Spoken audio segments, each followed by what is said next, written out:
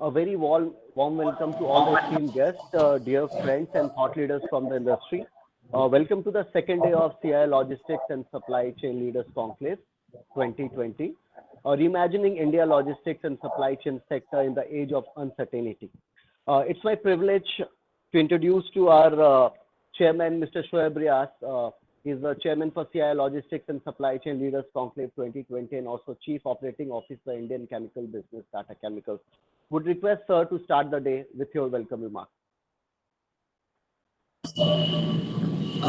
Thank you, Rajiv. Good afternoon, everyone. I again extend you, our dear friends from the logistics and supply chain and our district speakers for the day. It's a great again today on the second day of the CII Logistics and Supply Chain Leadership Conclave. I take this opportunity to thank everyone who have taken time out of their busy schedule to join us today. I also take this opportunity to thank CII for providing me with an opportunity to lead this digital initiative as a chairman.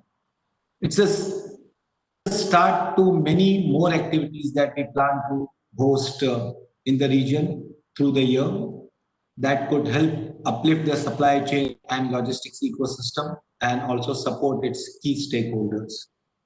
We had a very insightful interaction yesterday during our sessions. Honorable Advocate Anil Parab, the Minister for Transport, Government of Maharashtra, was present. He was with us at the inaugural session yesterday. We are grateful for his support and the time he spent with us. Our inaugural panel session yesterday helped us interact with regulators, government people, logistics experts, supply chain experts, and some port officials to gain a better perspective on strategies to improve the end-to-end supply chain to accelerate the bottom line impact on the sector.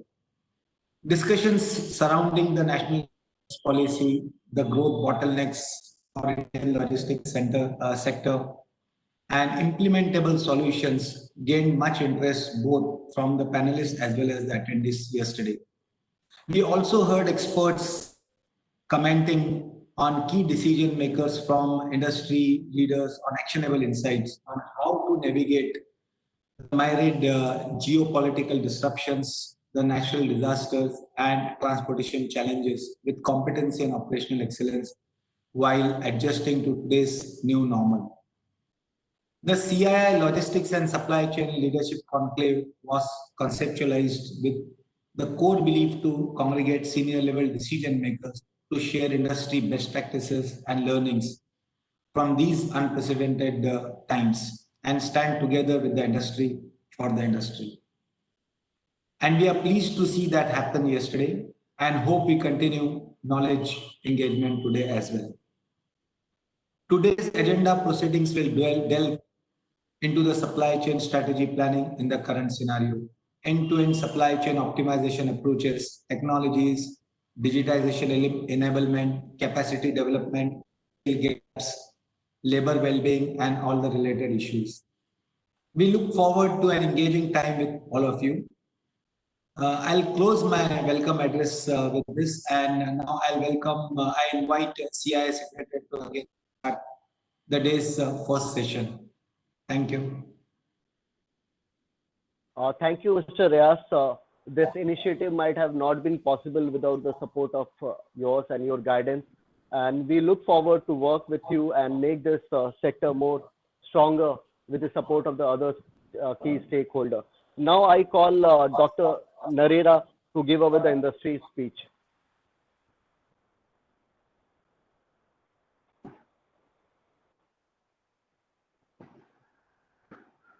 Hi, am I audible and visible? Yeah, ma'am, you're audible. Okay. So, good afternoon, everyone. I would like to start by thanking CII and the esteemed panelists and organizers to give me this opportunity to share my thoughts and interact with all of you. I hope and pray everyone is safe and secured at their homes with their family, also doing well. I will take next 15 odd minutes to share my thoughts and whatever we are experiencing in the F&B and FMCG industry, and uh, whatever has been the plan and the way forward to deal with this. Uh, I will start with zooming out from the consumer perspective and how it is affecting the business and finally supply chain, and how does we one navigate through all of this. So I have worked in FMCG and F&B and mostly the consumer-centric businesses where the prime factor which drives revenue or sales is always what we can offer to the customer or consumer in terms of delighting the consumer. And when we say delighting, that is giving more, or in a way we encourage sales by sort of fulfilling the greed that the consumer has, that okay, hire a bigger packet, a cheaper packet, more delicious, more tasty, richer packet. That's been the driving factor, and that's been affecting the consumer behavior. What we have seen that shift is happening is from greed that has shifted to fear. So today the consumer behavior or consumer buying decisions are driven by fear factor, and that's what has changed in terms of what is driving the consumer buying decisions. Now with that changes, what is happening, how is it impacting the business is, earlier the consumer who was happy to buy a bigger packet with B2G1 or B3G1 kind of offers, today we are dealing with the situation where we have to look for what is the safest as perceived by the consumer, which also means that the wave of buying behavior or the wave of consumer behavior is shifting towards quality assured products. Now we have, it's not that this is the first time we are seeing any kind of business disruptions. We have seen different kinds of waves coming earlier. There were times of recession, then there was a time when with the whole Nestle issue coming out, there was an issue about food safety. FSSAI became active. Then there was herbal wave, there was Swadeshi wave, and all these things have disrupted consumer behaviors in different ways. Now today there is a different kind of way which is talking about fear factor, and which is not talking about a particular type of product or a particular food or beverage or personal wash or personal care. It's affecting industries across, which is it going to keep me and my family safe? That's what is making the difference. Now how do we navigate through this? What does it mean for a demand planner and supply planner or a logistics planner sitting in any of the businesses? Now with that, what is happening is that whatever sales patterns we had, so supply chain is data driven. We depend a lot on historical data. We depend a lot on statistical analysis. Today, the history has sort of become irrelevant, because whatever data we had, whatever sales patterns we have seen, this is a different kind of sales pattern which we are seeing. If I were to give you an example, the frozen food, which used to comprise of 10 or 20% of some of the logistics movements for some of the companies, today it is comprising 50 to 60% of their logistics movements, which means temperature controlled frozen product, one, production, second, storage capacity, third, logistics. All these capacities are suddenly coming, the demand for these capacities are suddenly zoomed to 2x, 3x. Similarly, there were products which were earlier in the premium category, which customers were happy to buy, which may be whatever, but today customers are not even looking at it, which means the portfolio which customers are buying today has shrunk to very limited products. You call it essential, or you call them safety products, or you call them hygiene products, but essentially consumers have shifted to that. What does it mean for a demand planner or supply planner? Which means that I have to create the future from the recent past data, and not whatever has been traditionally the case. Which also means when there are revenue plans or the SNOP plans being made, the numbers seem to speak very different language today what they were speaking yesterday, and that means that we have to delve further into why it is happening. If I were to give you an example of how we are navigating through this, is we know now fear or safety or health issue is what the customer is looking at. Instead of giving the same product with richer flavors and cheaper price, is there something which I can do on the safety perspective, not just marketing the product, but delivering the product in a different way, which means looking for more ready to eat, ready to take away products, which also means expanding portfolio in the packaged item, which also means improving the packaging, which is there in the existing products. Coming to the that's on the portfolio side. Coming to the demand planning side, what we are doing is, one, how do I get out of the crisis right now, which for most companies probably they're looking at maybe December or March, that is the immediate crisis navigation. And second is, how do I plan for the new normal, because knowing that lockdown may stay for a few months, or maybe days or weeks, we don't know. COVID will be there for maybe a year or 2 years, but the fear will be there for a much longer time. And there are different things which we need to be done for these three horizons. When we are talking about dealing with the lockdown or the COVID scenario, that is dealing with how we deal with making sure that the products are safe, delivering products, whether it's in the store or the warehouse or in the channels where it is getting manufactured. How do we implement the safety norms? How do we implement the QA norms in the new horizon, in the new regimen? Second is dealing with the business after COVID scenario. Now, like I said, one is people behaving differently because of fear existing today. Second is permanent change in consumer behaviors, consumer habits, because of whatever they are going through currently.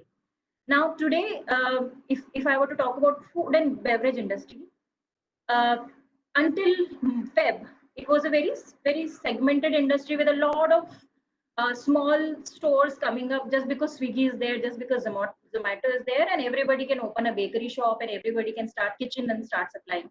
Now today, customers are on two extremes. Either they want to cook at home or order from an extremely safe place, even if it's premium.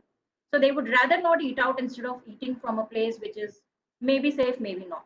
Similarly, if they were to buy a product from outside, let's say even if they want to buy something, they would go for a packaged item versus something which is open. Now, with that scenario, it is important that we realize that we need to get into those segments also and start working on that. Coming to the supply planning side, now when I'm saying that we are dealing with this crisis situation where we need to deal with the consumer behavior.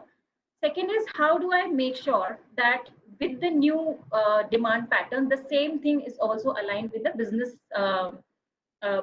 business goals for the year. So if I were to talk about a supply chain, and in a typical business, there's a supply chain team and then there is a business team. There is always this about what do we see as an optimistic number and a pessimistic number, and what do we prepare for. Now, in this year, since it's dealing with the crisis situation, it's rather cut losses, maximize wherever you can, instead of looking for optimistic number and is there a sales or revenue loss, because this is a year of saving lives and saving businesses and not really year of making money. So that's been the shift where I'm seeing in the businesses also, and to some extent people being open to consider that, okay, can we relook at our strategy of not just pushing sales to different channels, but let's work on making our products stricter in quality norms, market the same thing, and then push our products through the same tool, and not really talking about richer, bigger, cheaper packets.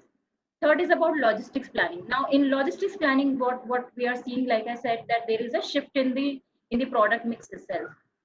Now, logistics and capacity planning needs the portfolio planning itself. Now, what is happening is like the warehouse requirement for a temperature controlled environment or a logistics requirement for a temperature controlled environment has gone up. Similarly, what has happened in the portfolio mix, if I were to talk about, let's say, some of the FMCG companies which were selling until Feb 2,500 odd SKUs, today they are selling only 200 or 300 SKUs, which means certain channels, which means certain factories to the warehouses, the channel will be extremely packed, and from certain locations it will be completely empty.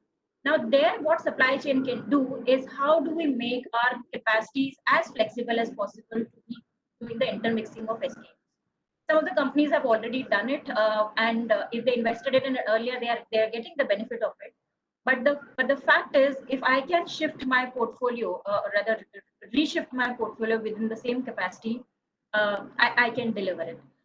What we are doing internally is one, keeping our costs flexible as much as possible instead of investing into long-term fixed costs for the year and for next 2-3 years. Knowing that we don't know how the portfolio will come out at the end of let's say 1 year or 2 year. And second is we are making sure that the portfolio itself is sort of created knowing the new normal. So instead of assuming that I will just navigate through these times for 1 year and 1.5 year, and then maybe after 2 years people will forget about it and life will go back to normal. No, that's not going to be the case. The consumer behavior, since it's a permanent shift, there will be new categories involved. Now, within all this, where is the opportunity lying for supply chain to do something? Because every adversity also brings a time to sort of remodel the existing scenario, sort of revamping the existing engine.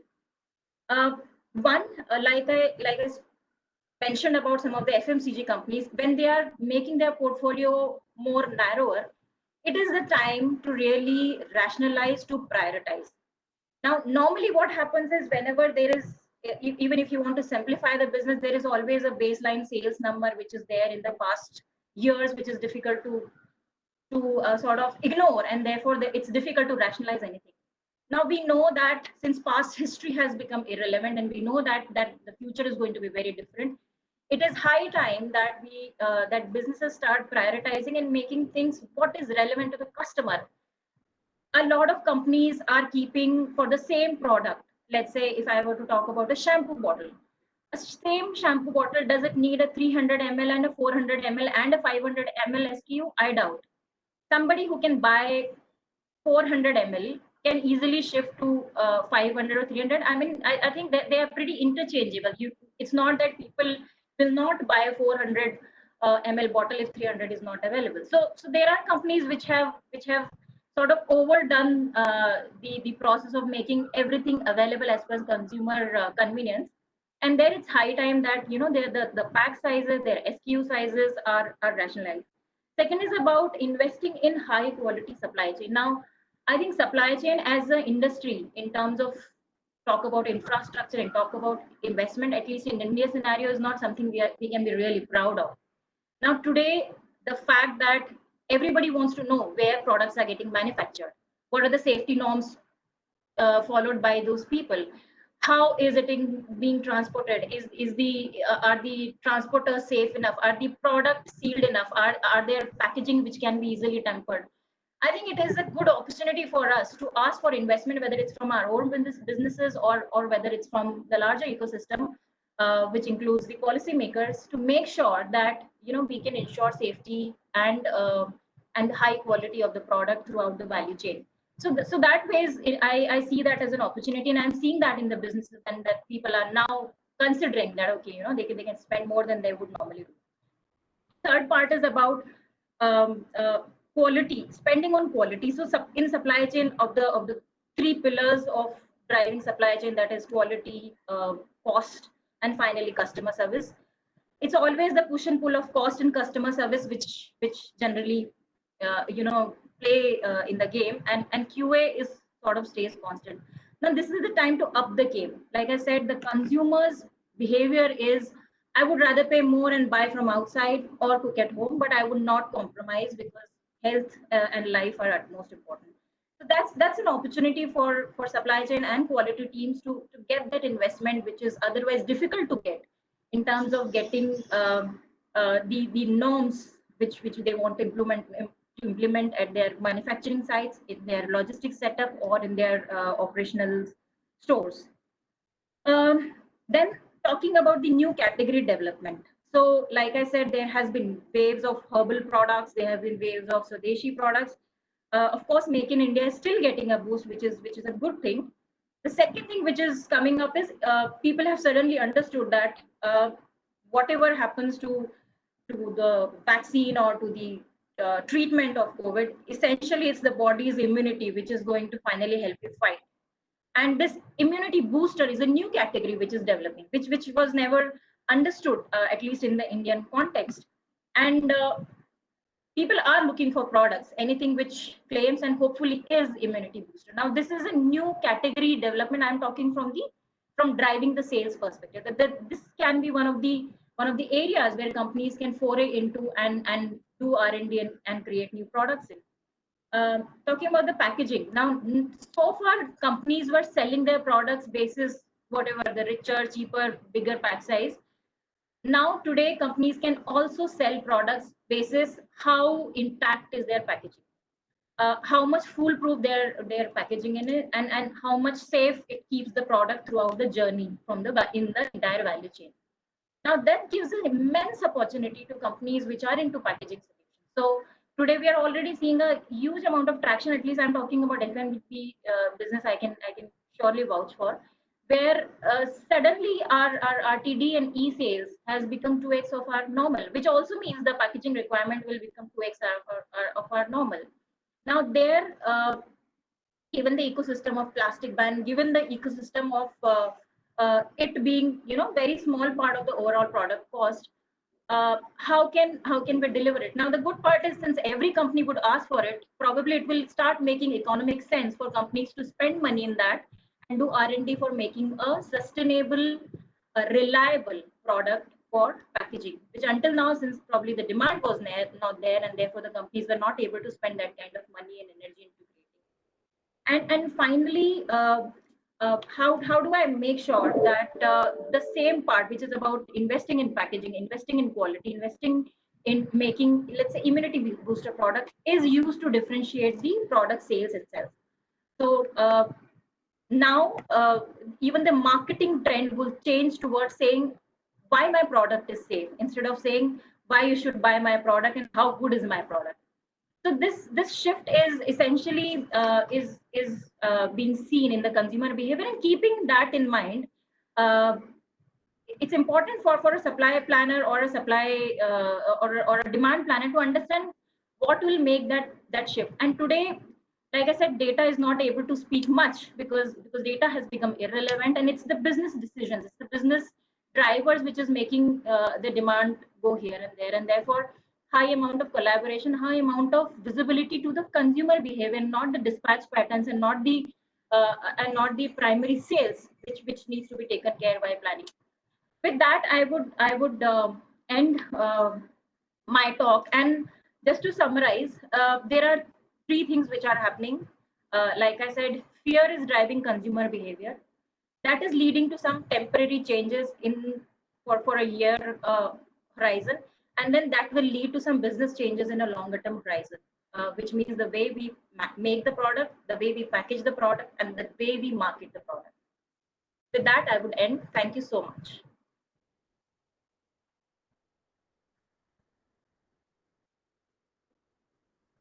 Thank you, Dr. Vidira. It was really insightful, understanding how our retail chain companies are changing as per the timing. I understand the consumer behavior has tremendously changed at this COVID time, and safety has become the priority of the people, and quality are the two things which from now onwards everyone is going to focus, even if we talk about logistics. I have a personal question from you. I thought I could stop myself asking. When we talk about Starbucks, it's a place where people like to gather and invest time in different things, meetings and other. How you guys are planning how to how you guys are coping up at this time? Can you put some insight on that? Normally come and gather. We have not. We recently opened rather a few stores for letting people come in and dine in. That too with 50% capacity, and with keeping the norms of social distancing intact. But essentially, I mean, the intent is, till the time all of this goes on, we are, of course, we are selling our products through Swiggy and Zomato, and people can take away. But yeah, we will not open stores for dining until we are 100% sure that the city is safe. For example, in some cities they allowed dine-in, but we took our time to start it. So we will keep that in mind, and we are trying to drive our sales through takeaway and online. Thank you so much, Dr. Vidira, for this insight. We are really happy that you came here and you spent your time out here. Thank you so much. Before we start our next panel, I would request our IT team to play the CII 125 video. We just completed our 125 years. So request our IT team if we can play the video for us.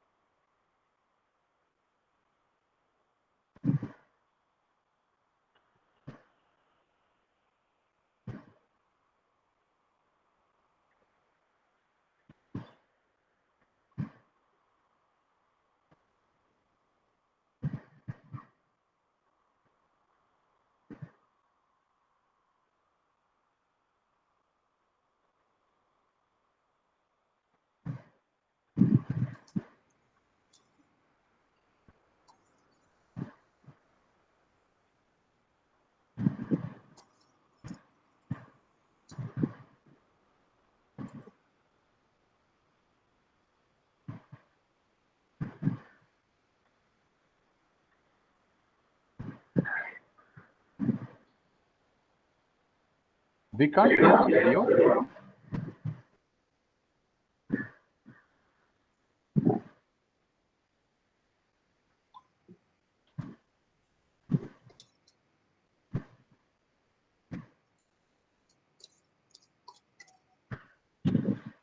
I believe some issue with the audio, and the best thing that the next panel talks on the technology, and we are facing a technological problem right now here only.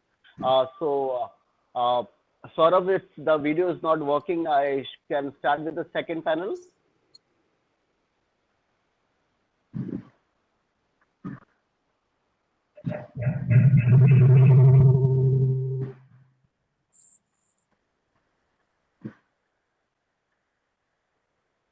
Hi everyone, is my audio clear?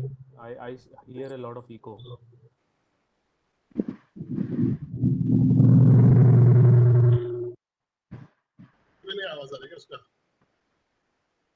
Maybe the video has to be stopped because there's a lot of echo coming. Saurabh would request if we can close the video. We'll continue with the panel discussion.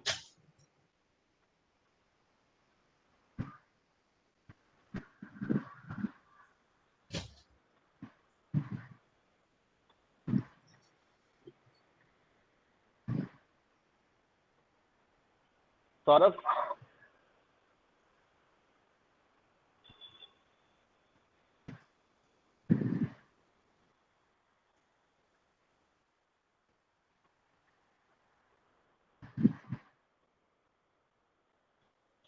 Yes, Rajiv.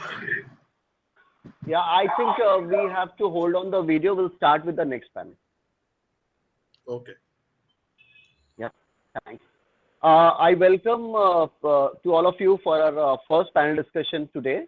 That's talk on embedded end-to-end supply chain optimization strategies with the leverage of digitalization. If we all kind of think right now, it's a COVID time, and the one thing which all the industries are talking is technology, and logistics is better than other things, and technology is going to help logistics to help the country in Atmanirbhar Bharat. If we say that logistics is the wheel and Atmanirbhar Bharat, make in India, the wheel has to be stronger and has to be embedded with the technology.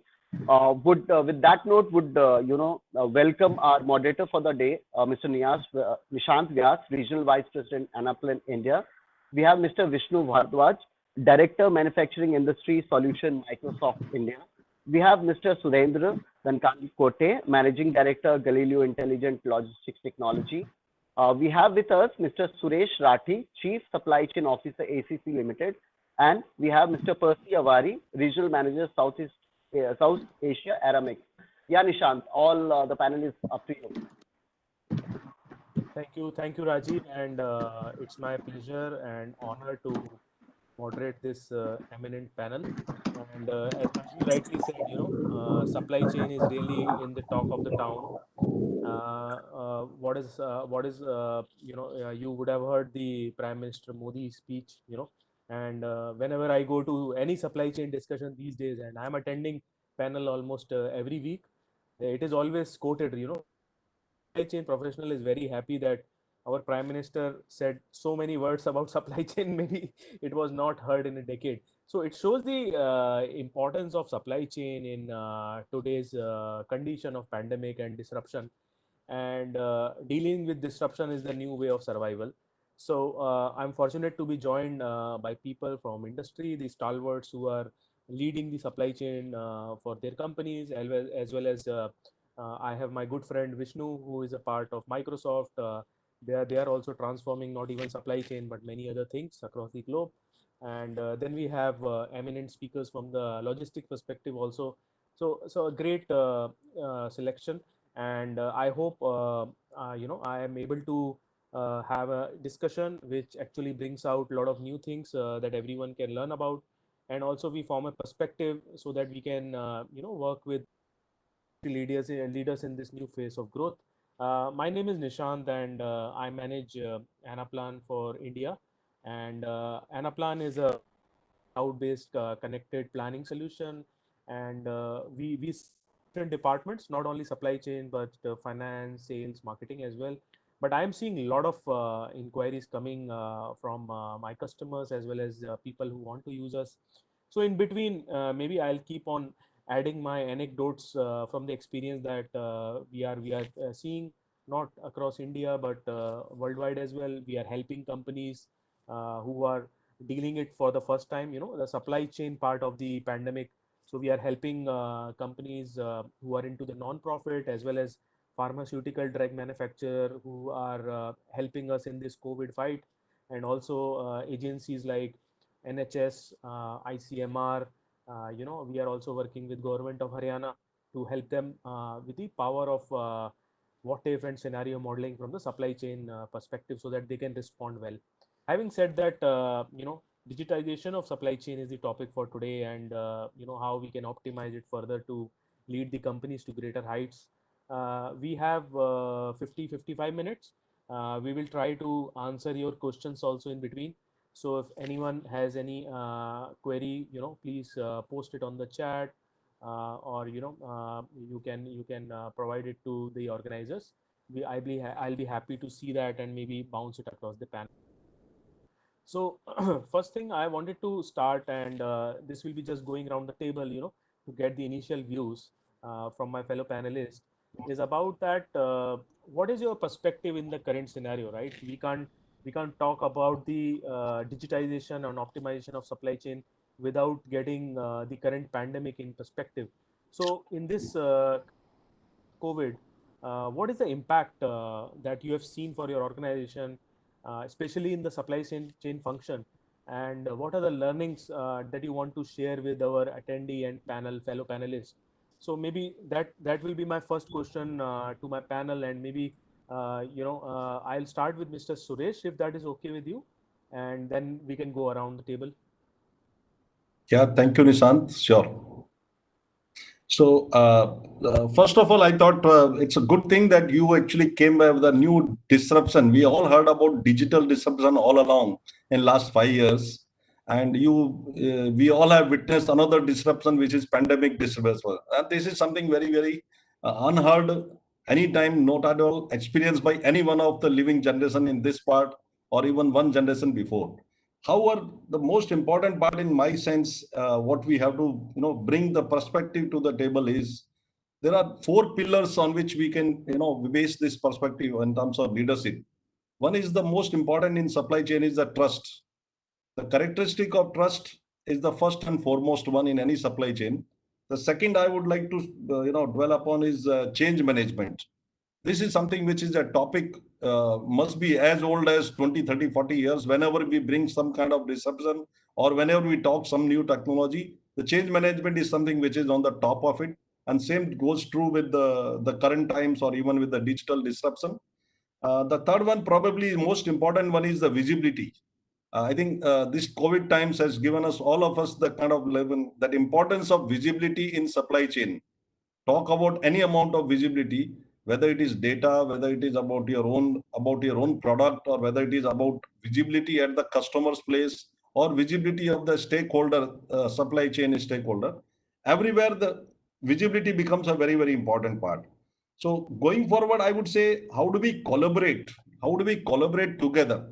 And that's what is actually bringing the visibility. And unless the trust is there, the visibility does not carry any meaning.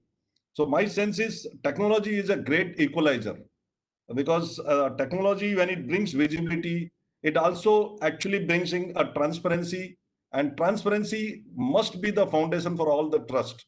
So I would still call it very simple, four pillars. The first pillar is trust, the second pillar is change management, the third one is visibility, and the last one is very, very clear: how do we build our foundation on transparency? I think these are the four things which I would like to highlight in my perspective. As to any leadership would actually give a weightage to, these are the pillars where probably we should spend time in this forum. Thank you. Thank you, Mr. Rathi, and I think very well put up. And as a part of the technology fraternity, I'm very flattered by knowing that this is on the top of your mind. So it gives us an opportunity, to help customers driving these changes. I think I made note of it for my future reference also. That one thing that you talked about is how this disruption and four pillars of this disruption, dealing with this disruption. So I think somewhere trust is the new thing and interesting thing that you brought in the mix, because sometimes we forget about this, going too much into digitization, technology, collaboration. But trust, of course, with your suppliers, with even your employees, that becomes a big part of this change management, as you rightly put it. Very interesting. With this thought, I will like to go to Mr. Percy, and maybe from his industry perspective, if you like to share what's going on in the COVID, and how you are dealing with your customers. Thank you, Nishant.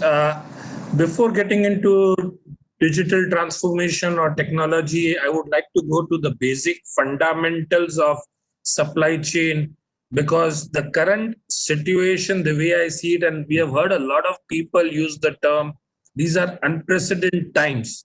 An unprecedented time which is creating a new way to look at your basic fundamentals of supply chain. If you see over recent decades, supply chains have globalized, specialized, and become leaner and just in time.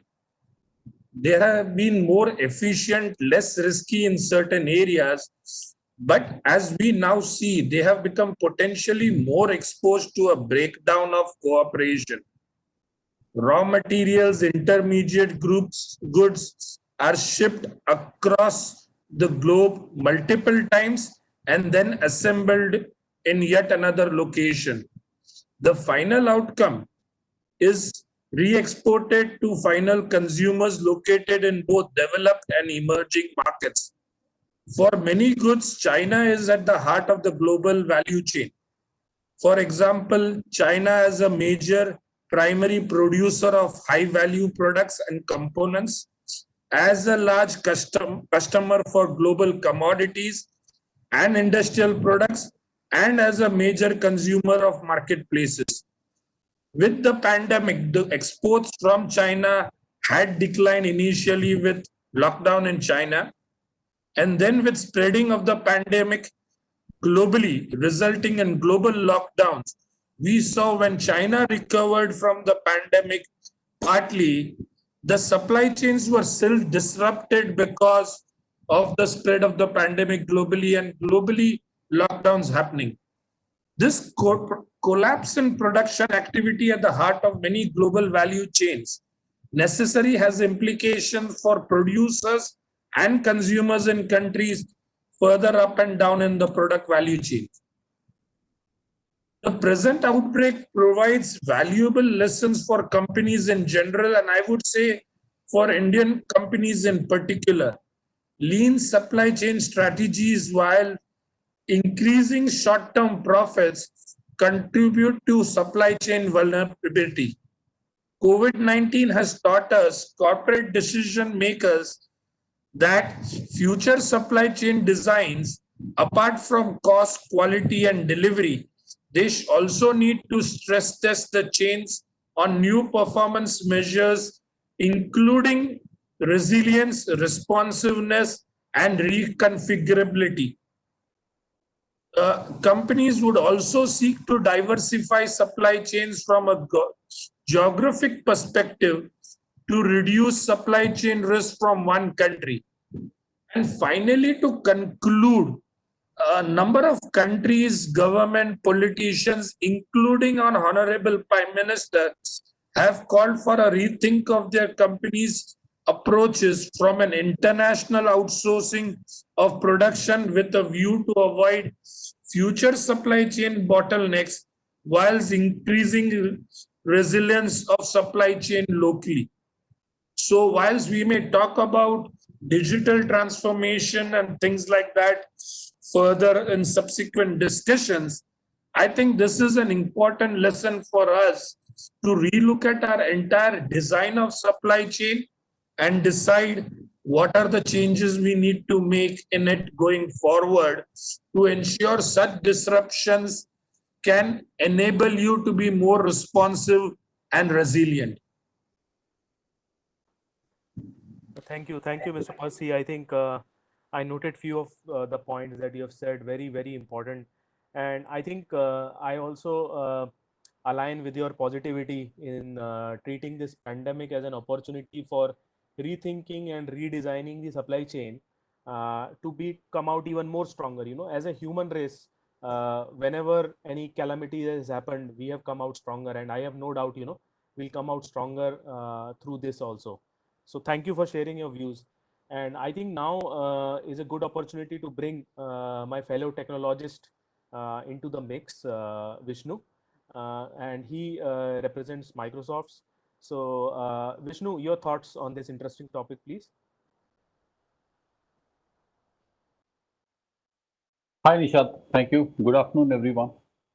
So, Nishad, let me start with a small anecdote. Okay. A couple of weeks ago, I was just walking out for getting some groceries or something. I saw that the saloon shop nearby my home, which I used to typically go to, he was vacating everything. So I asked him, what, you're moving out, or are you shutting the shop or what? So he said, no, I'm turning that into a godown for onion and potato. I said, what? So he said, see, no one is going to come for a haircut for next 3 weeks or maybe few months. So why should I leave it like that?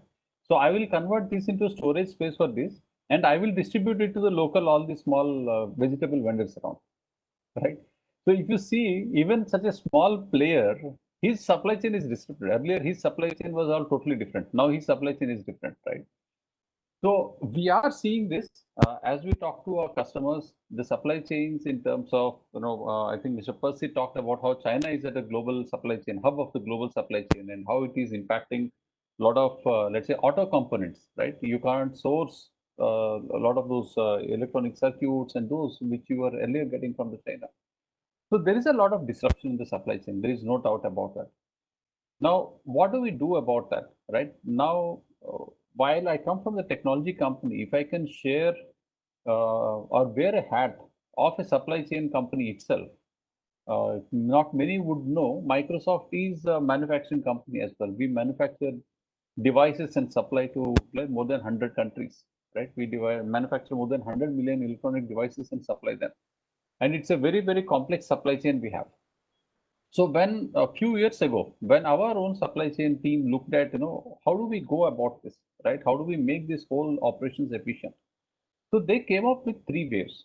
They said, let's do a connected supply chain, then a predictive and a cognitive. These are the 3 waves in which we transform our supply chain, right?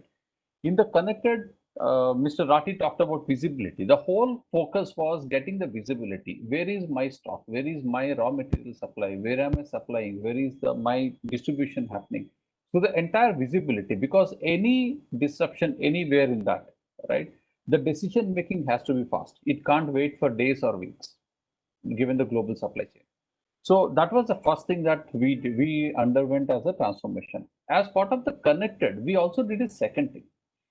I think Mr. Rati only talked about the trust aspect. So we brought in the trust aspect as well in the connected supply chain process. So we worked with our suppliers and we worked with our bank, and we created a blockchain of this entire process to ease the LC process, right? It brought down drastically the whole LC process time by at least 4 times. The way, it brought in a lot more efficiency, right? Because now there is a lot more trust given that blockchain is there beyond the boundaries. And so the whole LC process also, with everyone being on that platform, the whole LC process timeline has been reduced. That's on the connected. Next is a predictive. In the predictive phase, the idea is about how do you look at the entire, how do you do the dynamic network modeling, right? Starting from your demand planning, your integrated business planning, everything put together till your entire supply, right? It may be, multiple factories supplying to multiple locations. The supply network is very complex. So how do we deal with that entire dynamic network? So that's where we brought in this whole scenario modeling. Start, right? The whole scenario modeling on how do we look at this? How do we profitably change the supply network, right? Or changing inventory or shifting inventory from one place to another without impacting customer service or experience or satisfaction, but at the same time without hurting the bottom line as well, or without increasing the inventory cost as well. So that's the second aspect that we picked up on the predictive side. And the third is the cognitive, which is now in the underworks. It is more of being prescriptive to the entire people in the value chain on what are the right actions to be taken, right? Till predictive, it is what could happen. So now you take the call. When it comes to prescriptive, it is about what are the actions someone has to take. That system's coming up, right? That is in the works right now. So those are the 3 waves in which we saw how we transformed our own supply chain. And yet technologies will remain the same, but it is about what you want to do, right? Right now we are talking to a port company where they said that, can you help us automate the entire gate entry process, right? Their supply part is that they want to optimize that entire supply and the logistics part. How can they handle with a whole social distancing norms and everything? How can I handle more trucks at the gate? In lesser time. That's the objective. So we start with what is the objective that a particular manufacturer or a logistics or a supply chain company wants to achieve, and then see what are the technologies and how those technologies will interplay to enable that.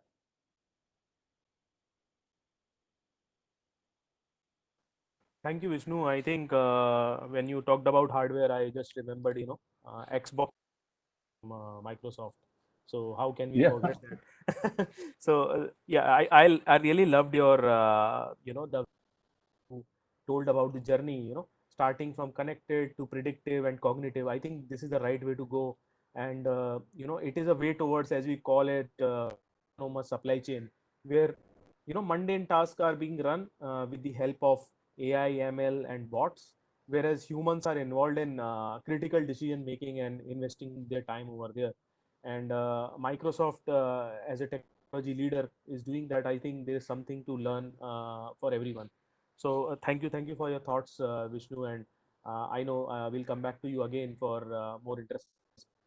I will now move to Mr. Sudhendra so that he can share his views again from a execution perspective.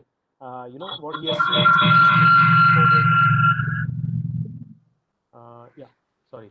What he has seen changing in COVID, and what is the impact on the customers he has.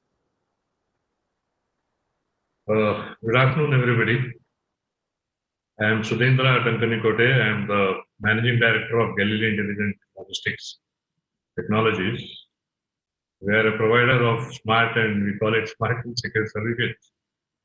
At no other point of time in the world, I think, has there been a pipelining of a train. If you see almost all countries, all companies, it's like the flat line on the ECG graph. Not yet dead, but almost dead.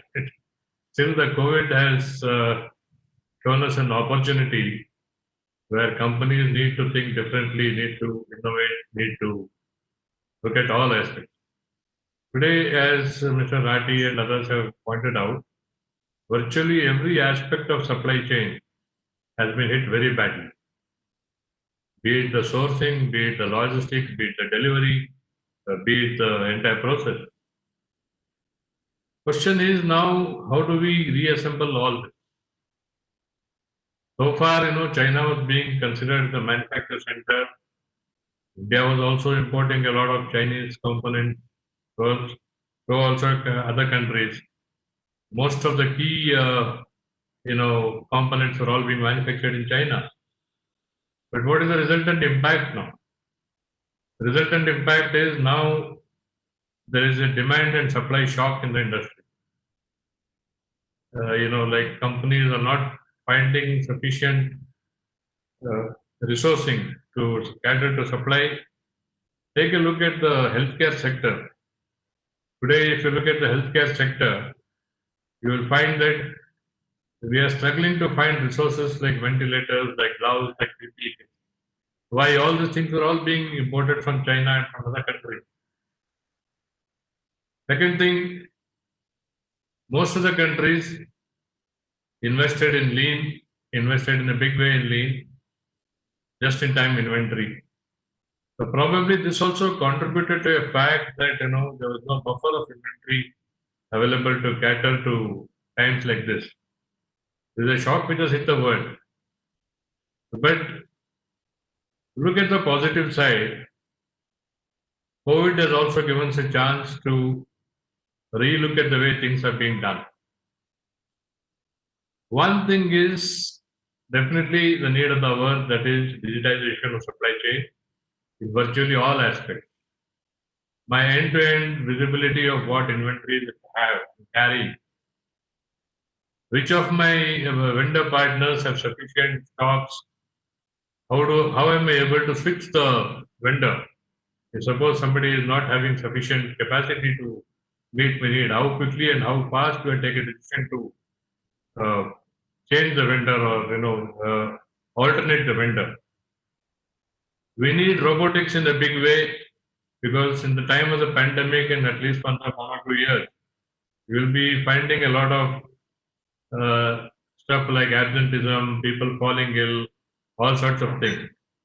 So robotics should probably become the need of the hour now. Artificial intelligence is again another way of capturing back the customer. So we now need to look at how to optimize our resources by use of technology. I'm not saying this just because I'm a technology guy, but I'm also a faculty at Indian Institute of Material Management. And I've seen many of my colleagues come who are holding responsible positions in industry, come to me for solutions on using RFID or IoT or whatever it is. So as I said, it's time for the industry to now look at reinventing itself. This is my opinion. Very, very valid views, Mr. Sudhindra. And while you were talking about the supply to the hospital and how they are dealing with the disruption, because many of the supplies are coming out of India. I remember, the example, some work we done in India for Haryana. So we actually built a model along with the help of our consulting partner, where within 2 weeks we were able to make a multi-dimensional planning model through which they can see what is the rise of COVID by fitting the cases on a particular algorithm. So they can, look at best case, worst case, most likely case. And then they have the inventory of ventilator, bed, and all the other things which are required to treat a patient. So they are trying to match in real time, in best case, worst case, most likely scenario, what I can do from the hospital perspective or healthcare system perspective. And this immensely helped them because they can in real time they were able to manage supply demand. But when the supply chain is very complicated and complex, when there are a lot of global companies involved. For example, we heard about the failure of Boeing 737 Max, and one was the reason was told was that it was outsourced too much, and there are 600 suppliers which are there, so they were not even able to it took a lot of them to find out where the fault is, and it is true for any industry, any product today. So I completely agree, understand your point, and I think as the discussion proceeds, we will know more about, as a company, you are helping your customers, or how you intend to help your customers by using the technology and logistics, experience that you have. So moving on, it's a good start to the discussion. In restaurant terms, it's like an entry we just had, and now we move to the main course. So we will get a little deeper into the topic now. So my first question is basically around. We'll come to the main topic, which is the transformation of supply chain. And since all of you are from certain different background, and we have got a good mix, so I have framed some questions which are little different for everyone, and maybe going in the same order again. I will go to Mr. Rathi from ACC once again, who is the Executive Director of Supply Chain over there. So my question to you, Mr. Rathi, is that do you think now is the opportunity that industry as a whole should relook at our supply chain? I think this came into the discussion we just had now, and drive the transformation. And since you belong to executive committee or the executive leadership council of ACC, so what as a one of the key stakeholders of the company, what will be a recommendation to your fellow colleagues and companies who are looking to drive changes? Thank you, Nishant.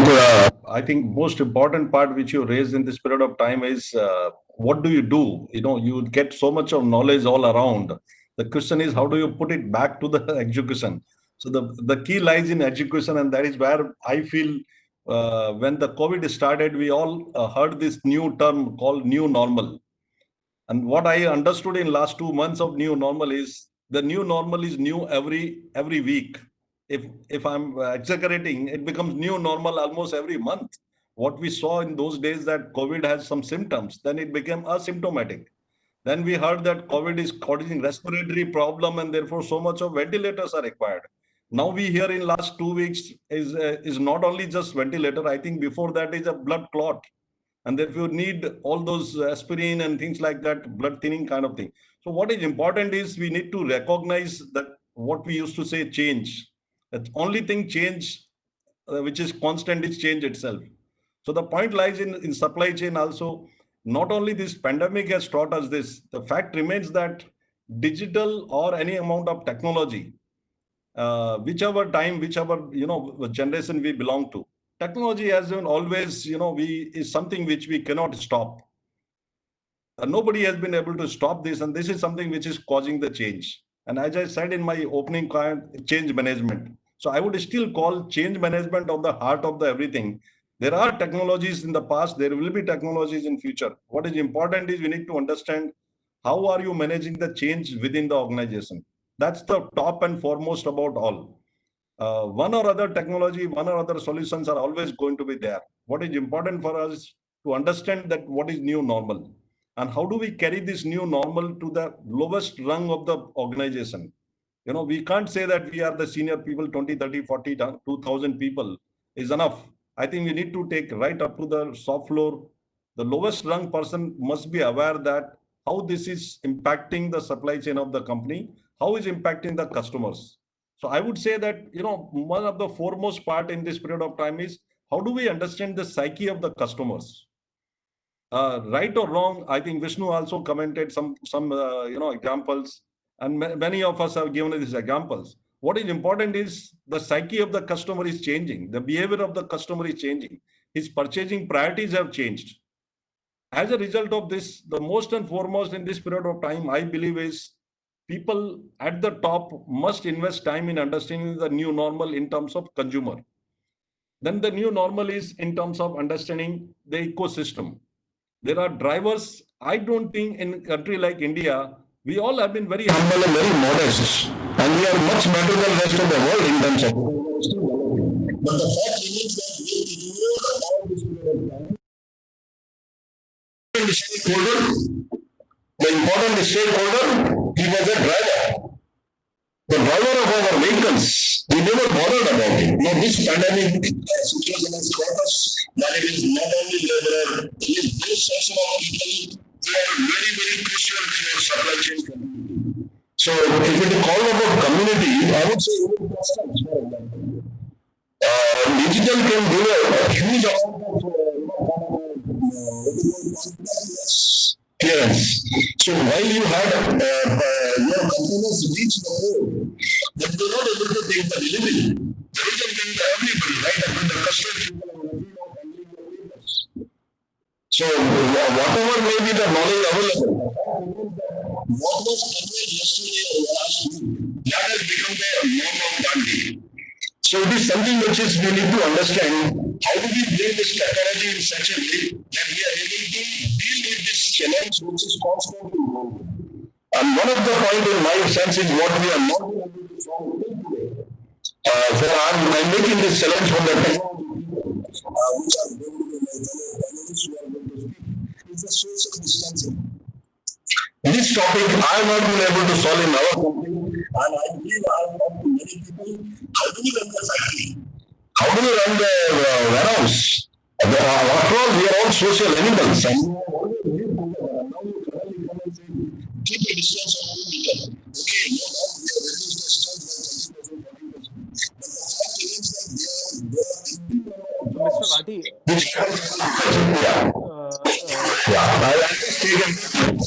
Mr. Rathi, no, I'm just saying from your end. Can you just check your microphone? Coming little.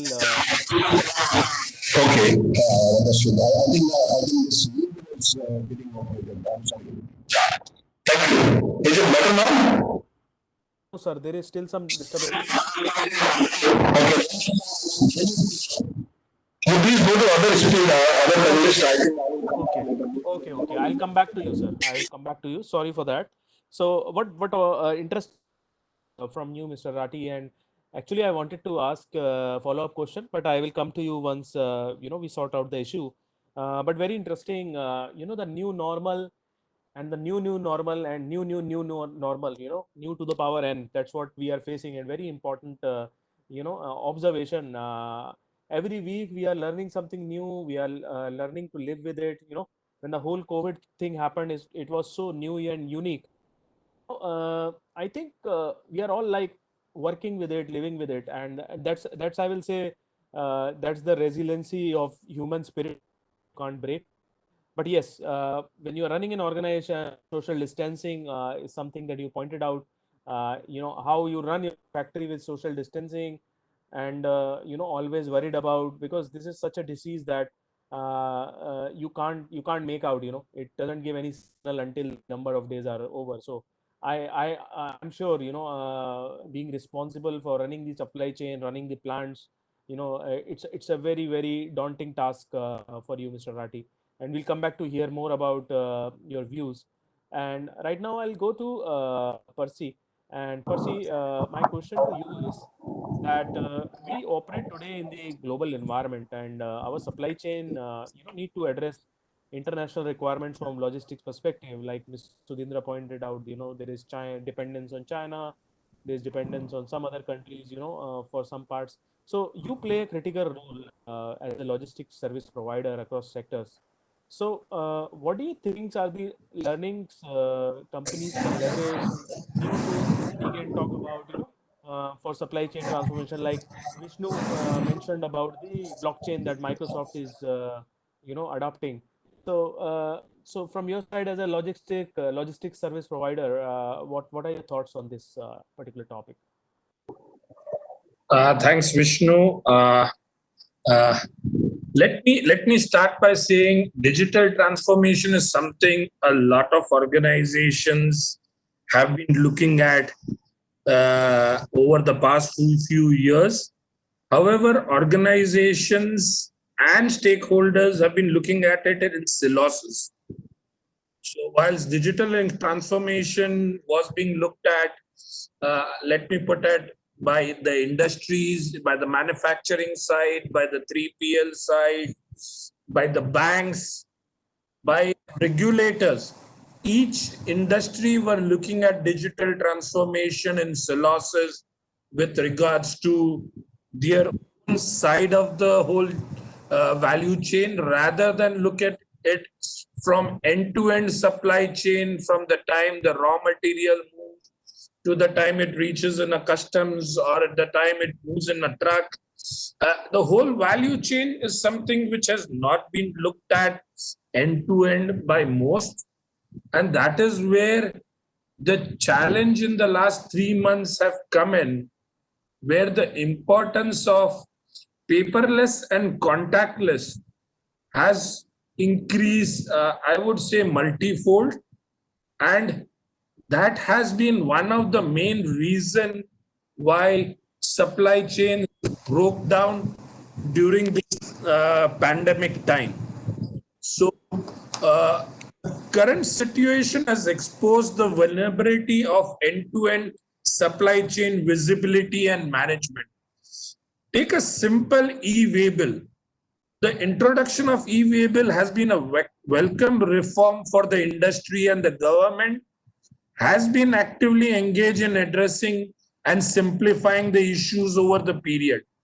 However, some of the issues which were highlighted and which seriously impacted the industry during the pandemic, which need to be looked at, was one of the most simplistic part being there is no digitization yet of the e-waybill process, where the vehicles need to still carry a document in a paper form at the beginning stage, which increases the risk during this pandemic stage.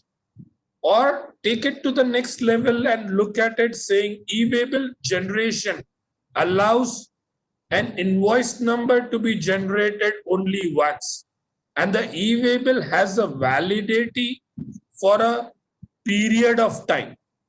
Now, during this pandemic stage, where transportation was in a big way impacted, because of unavoidable reasons, the e-waybill expires. It results in a fresh invoice to be created and a fresh e-waybill to be created, which in a digitized world, if all the stakeholders were on a common platform, this could have been controlled better. Or let's look at a simple shipping document which needs to be shipped once a container leaves a origin to the recipient of the container.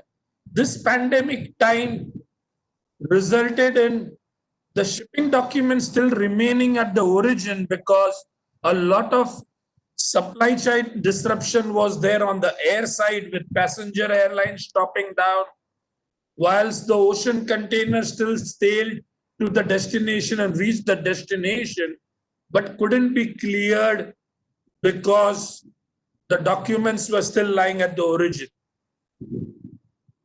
Look at custom clearance processes in India. The custom clearance processes still require a lot of documentation to be done.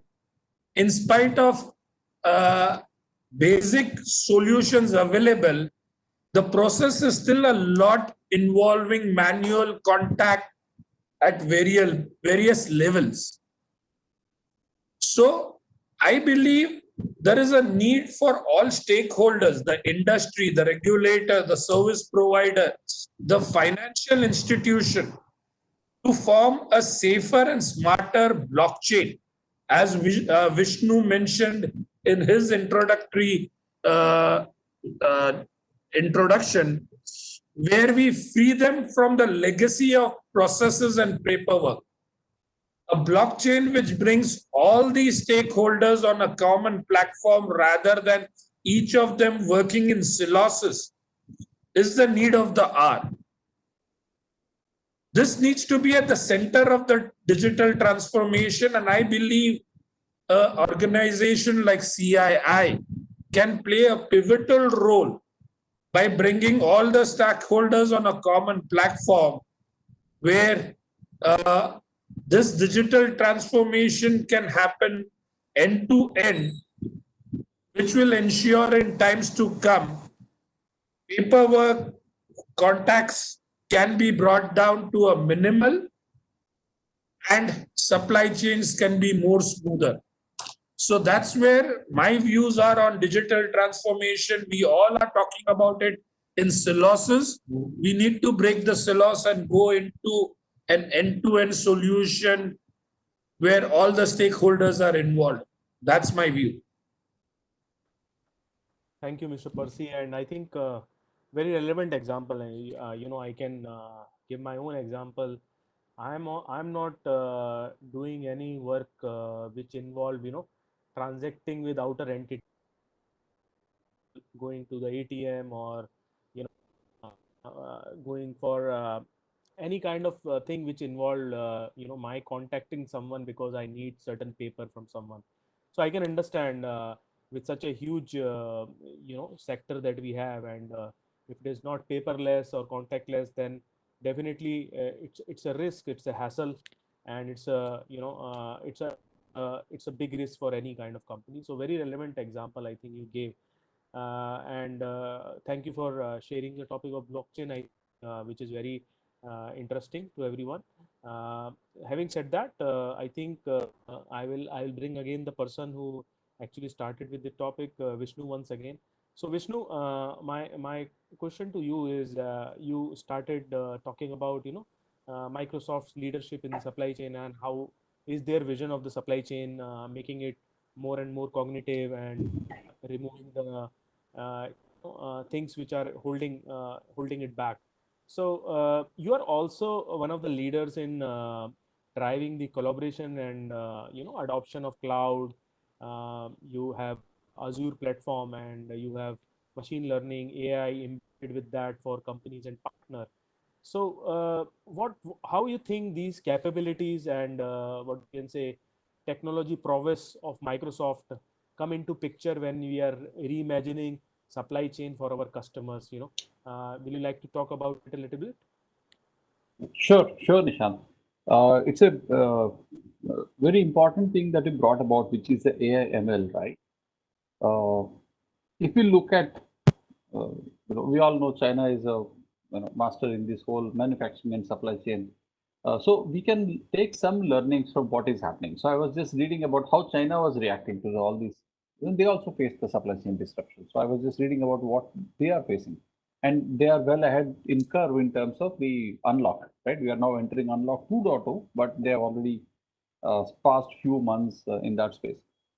So I was looking at how their companies were reacting to this, right? So I found a couple of examples very, very interesting. One is all these large consumer goods products companies, right? They were used to shipping these to the warehouses or even to the large stores of this large format retail. But when this whole thing happened and the unlock started, it was not the large malls and large format retail which were opening. It was the neighborhood stores and mom and pop stores which were opening, right? So all these consumer products companies, they had to realign their supply chain immediately to cater to these smaller stores where their whole supply chain was designed for a certain kind of a network, right? And second, they also had to embed newer and newer intelligence into it, which is, it is not like every area is opened at once, right? Depending on zones and all, we call it orange, red, and green zones here, they had some other mechanism.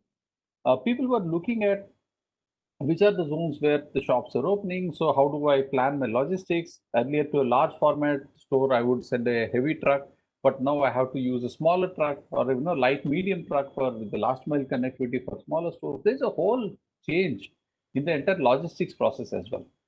And the way it was possible was because the data was available to be used immediately, right? You can't wait for weeks to analyze this data and come back and say, okay, what should I do now? How should I react? Right? The need of the hour is, can I look at all my data quickly and decide how do I react to this? How do I realign my network? How do I realign my logistics aspect as well?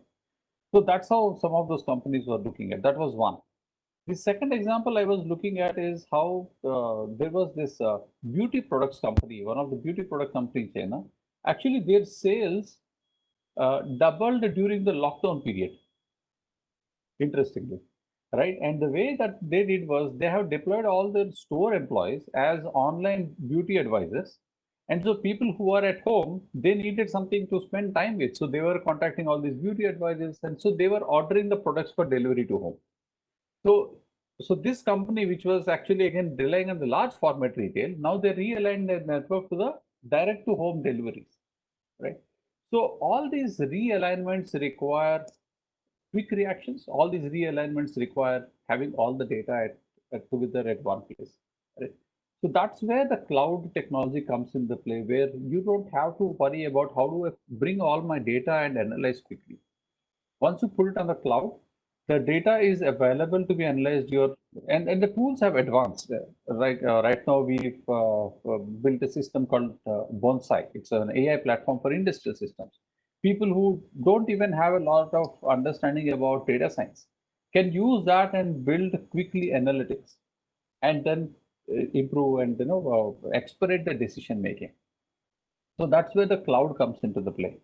The second aspect that you touched upon is a collaboration, right? The first thing when this whole COVID happened, one of the first things we did was we created something called crisis communication app.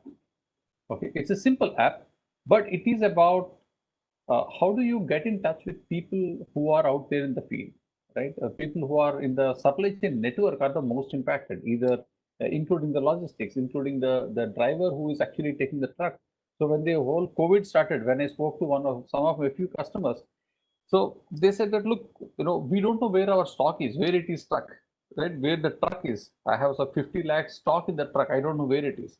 So the whole communication has to be real fast. And today I'm seeing a lot of solutions which are coming up, which will track when the package was touched, who touched it, right? What was the health condition? Were there any post the touch within 24, 48 hours? Was there any person who was in the whole value chain who touched that package? Did that person contract any COVID symptoms? So it tracks the end-to-end of the product, right? And when you are tracking that product end to end, you also need to have a communication mechanism. It's not just enough to have the tracking of the product.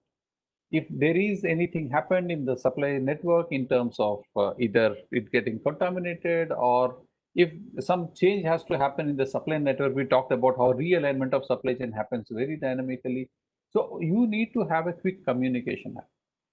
So that's where organizations are looking at things like what we call as, just introducing the technology so that people get to know it, like low code development platforms. That's what they are called as, right? Using low code development platforms, you can quick collaborative apps where you don't have to spend a lot of time. Quickly in a week, a business analyst or a business person can develop and just publish the app, and whole people that his value network or her value network, a value chain network, can start collaborating through that app, right?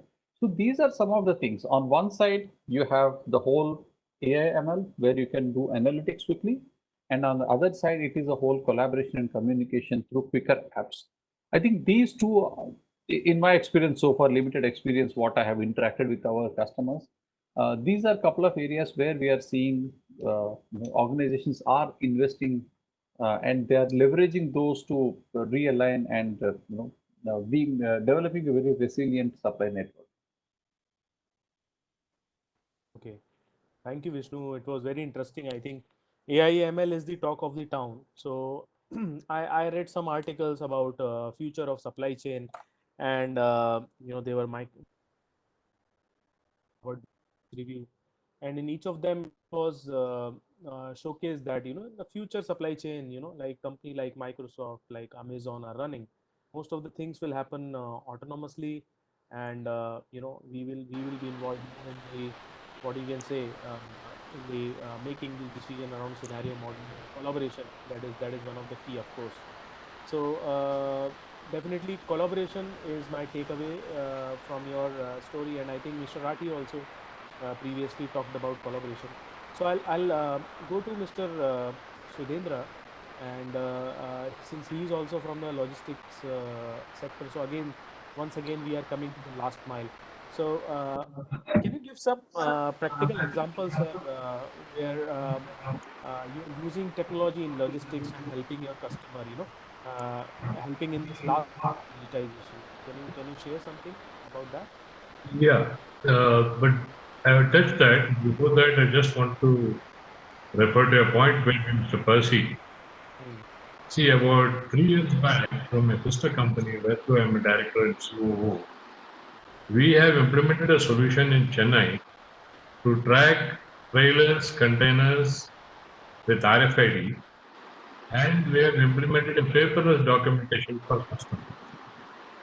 This is still in operation for the last 3 years, but followed up by the Prime Minister's office. And the question what I'm trying to answer here is,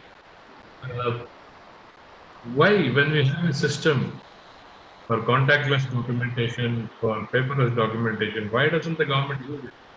They know that our system is working. They know our system is in operation for 3 years. Our system was pushed by customs. I mean, they were one of the key people. And you get every aspect. Earlier, when there was a container freight station transporting a truck carrying a container, many times that container will be subject to an attack. And what happens here is you don't even know who has committed the crime or who has done what. But our solution has helped a lot of people, including the DRI, to actually find out what happened. There is a fault of the CFS, there is a fault of somebody else. This was a solution which the Prime Minister's office, at least on 3 occasions, have referred it to other ports, and chairman of other ports came down, they saw it. And somewhere, in India, there is a collaborative thing which is missing. You have everything with you, but you are not using it. You have all the aspects which could have been taken care of to the last mile. Let me give you another example, which we have, we had come across a number of cases where vehicles would be subject to theft, containers would be subject to theft and breach when the container was being transported from the exporter to the warehouse. India has got a 64% thing in that. So we used our own technologies like IoT and artificial intelligence to develop a product for that, and it is being received. Because now the COVID is in place, and after this, perhaps people might find it difficult to use that. Many companies approached us for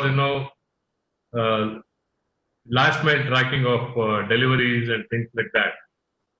So in our company, we make it a sort of practice where we collaborate with people to offer what the end customer requires.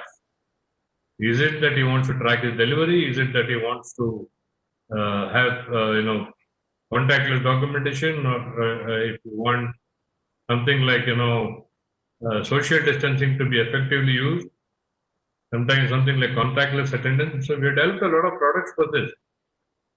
But there are existing products, there are existing solutions which could have been more effectively used, especially in the government sector. Mr. Percy talked about e-way bill. 3 years back, when these things were still being debated, the then Transport Minister, Mr. Gadkari, had sat with us and wondered how we could use our solution for this, because our trucks were carrying a RFID tag. So instead of multiple tags, the same tag could be used for everything. And I'm just giving an example on that. All I'd like to say is technologies are there, the methodology to implement is there, but now we should look at a collaborative effort to ensure that everything falls into place. Thank you. Thank you, Mr. Before I move to the next question, I just want to give a chance to Mr. Rathi because I could hear him half because of the mic problem. So, sir, can you repeat your few points you were mentioning in the end? Because we don't want to miss the learnings from there.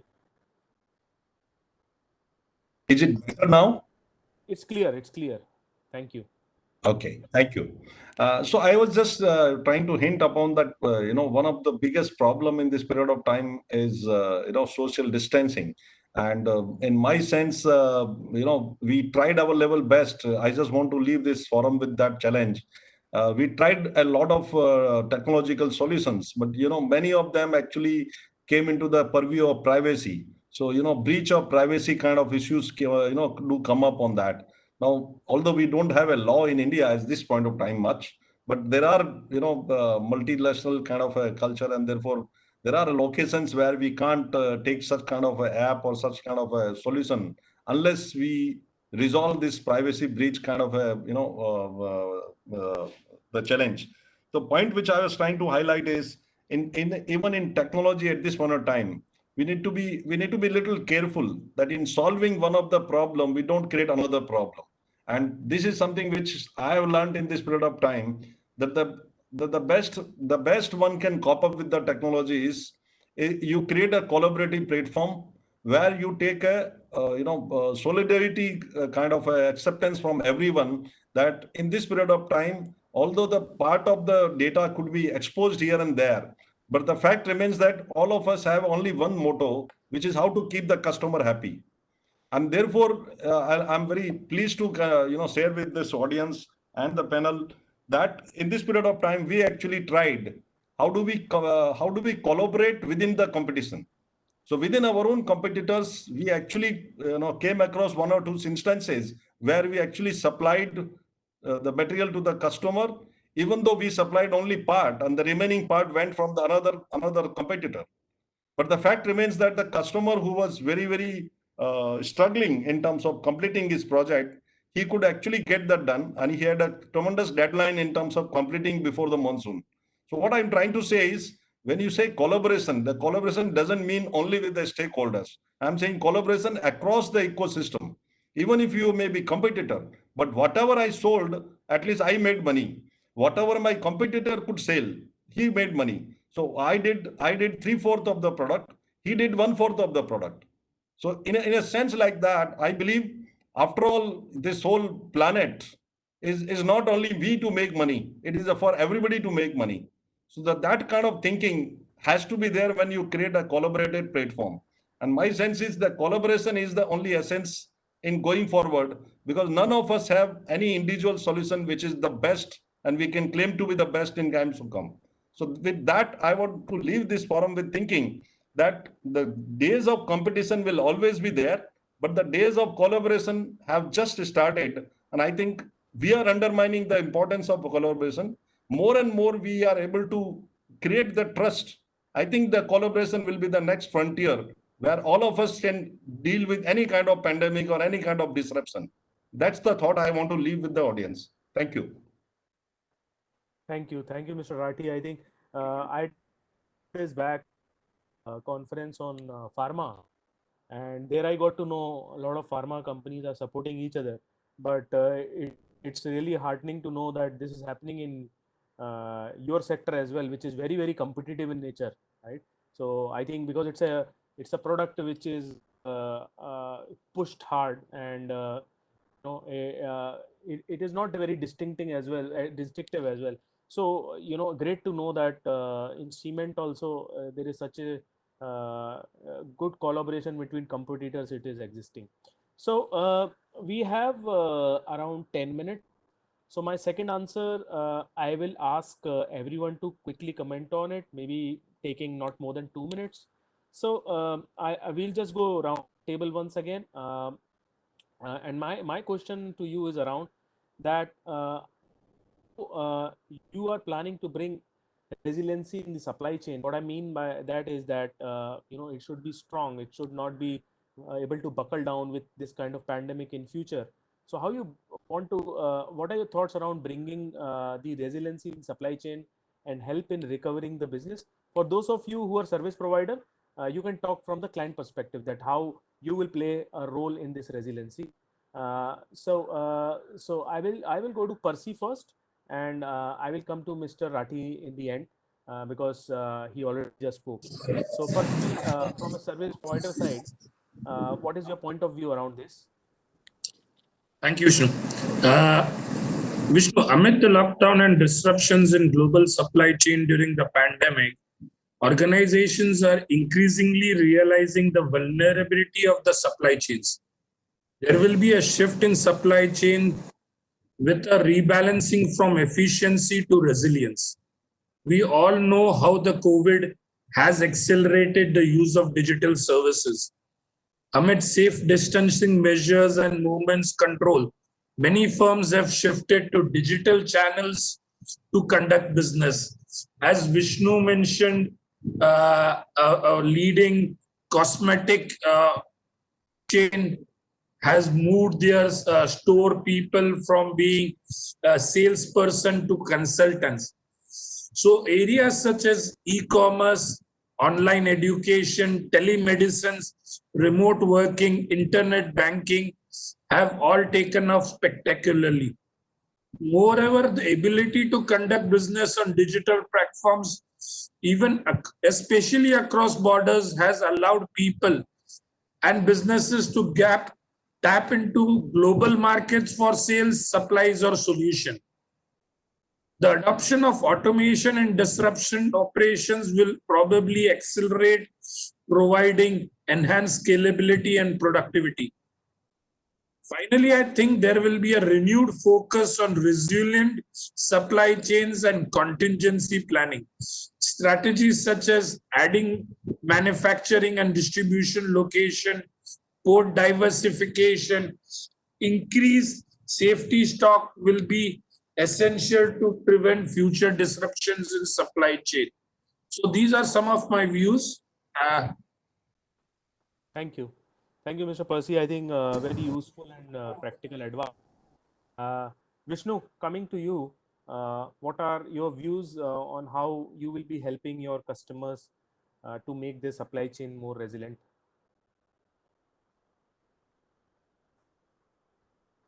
Yeah, thanks, Nishant. So I think the immediate need that we see as it is coming is building a supply chain control tower where you have a complete visibility and you have the ability to react, right? I think these are the two very, very critical things in making this.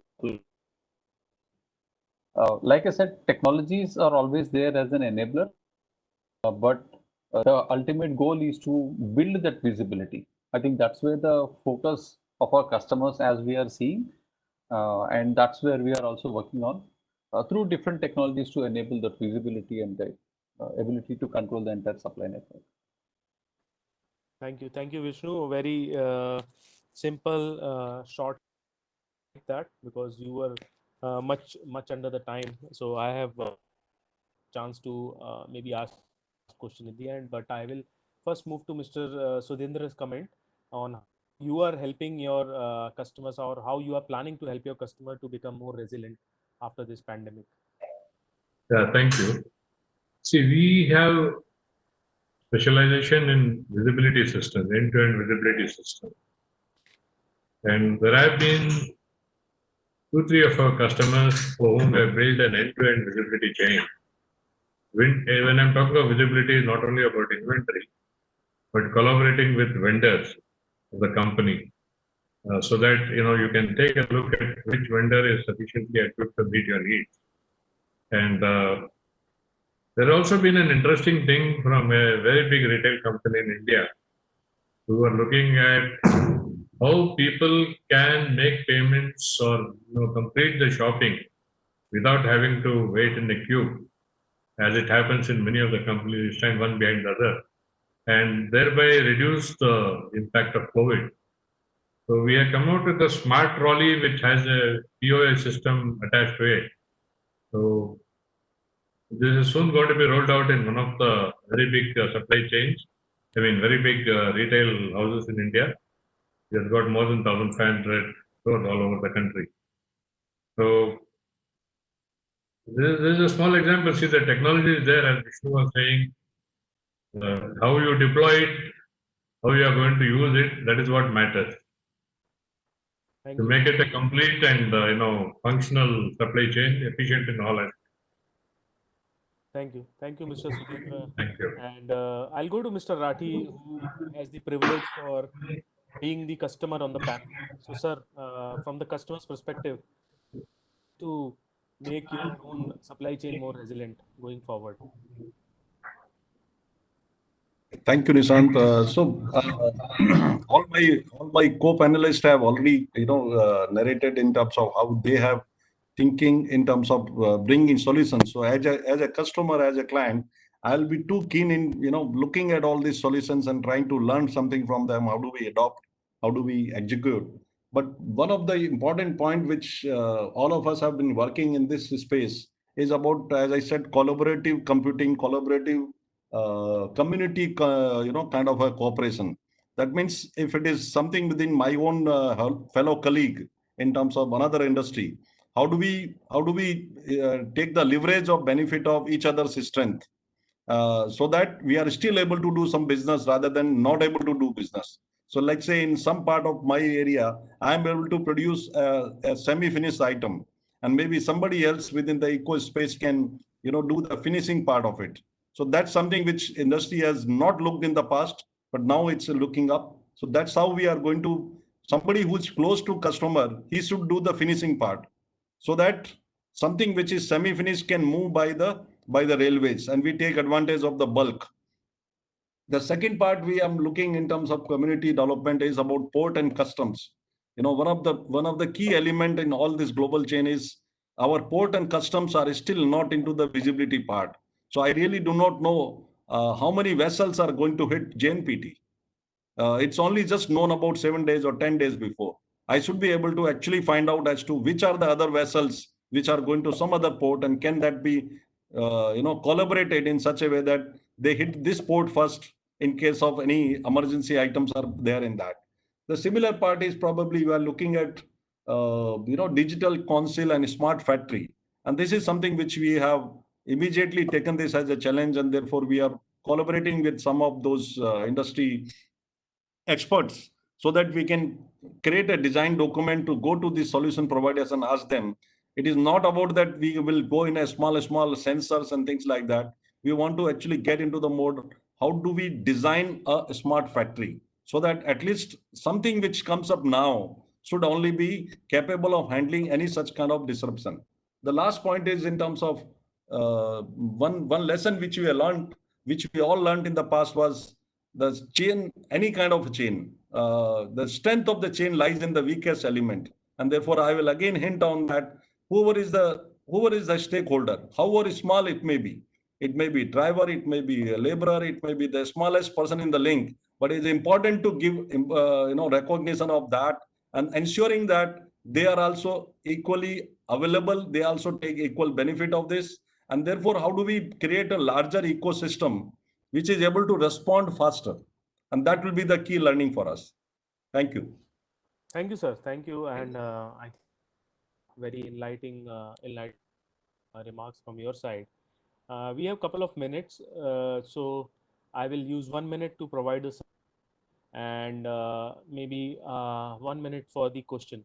So we got a question from TVS SCS from Mr. Dhruv Deshmukh, and his question is that will technologies like blockchain be able to support the size of transaction we conduct on a daily basis, or there is any other technology which can overcome this problem?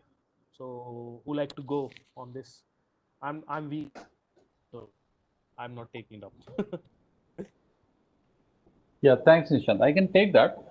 Sure, Vishnu. I think the question is valid, right? A blockchain is not, I would say, as scalable as a normal database or an application in terms of the scale of the transactions that it can handle, right? Like million transactions per second or something like that. But in our experience, there are two ways in which it happens. The technology has evolved to handle very large number of volumes. Definitely, it is now doing that. We have deployed it in large-scale supply networks, and it is coping up to that. Second is there are ways and means in which how this whole data processing is managed in such a way that this can scale much further than a typical blockchain, how it would handle. So the precise answer to this, yes, it can. But also I would like to add a caution there. It won't scale to something like a typical ERP handling millions of transactions. That will never happen. So we need to see what is the use case and accordingly apply the technology. Thank you. For specific products which are, much more susceptible to counterfeiting, maybe for only these we can do blockchain, and rest all we can flow through the regular medium. So just True. Right. thank you. Okay, thank you everyone. What I will do is I will quickly like to summarize and present a closure statement. So I believe that all of us, most of the we agree, even outside of this panel, even in India, globally, that digitization, cloud, collaboration, not only in supply chain but in every aspect of business is the key today. We agree to that. We listened to Mr. Rati where he talked about how there are 4 pillars which he thinks can help us deal with the disruption. One of the most interesting pillar out of that is trust. Percy and Mr. Sudhendra talked about last mile execution, that how it can become more contactless, how it can become more smarter usage of blockchain and usage of technology.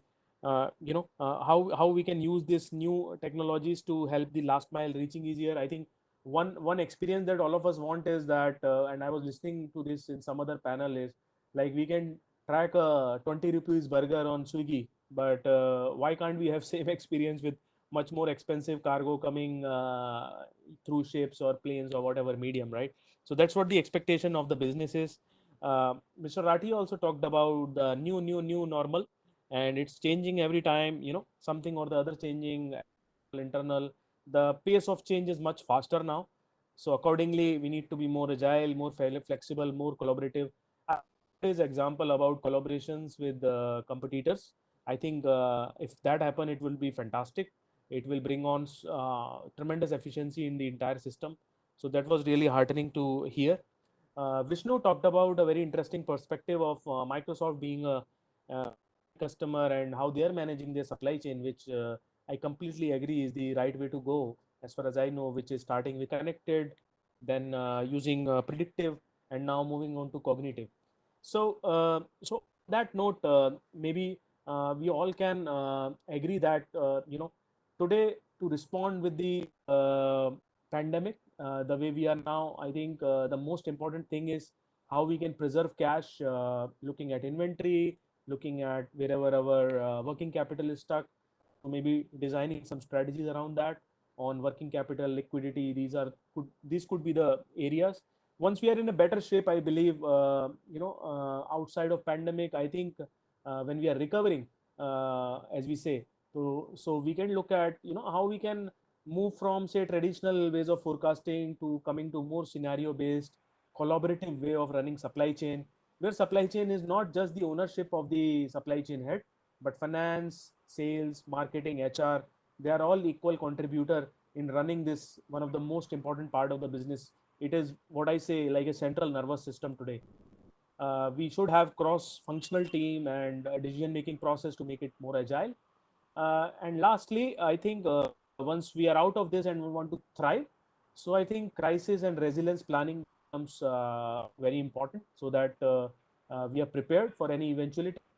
And we need to move towards accelerating the digital initiatives and coming what we call as a truly integrated planning or connected planning, where supply chain takes a center stage. So I think that's what I feel is the closing comments from my side. We overshot by 3-4 minutes. So back to you, Rajiv. I think you want to provide any closing comments from your side. Thank you to all the panelists. Yeah, Thank thanks a you, lot, Nishant. You have been Nishant, wonderful moderator. Thank you. all the panelists. It was really enlightening to hear from all of you, and we understand that how technology is changing our whole business scenario.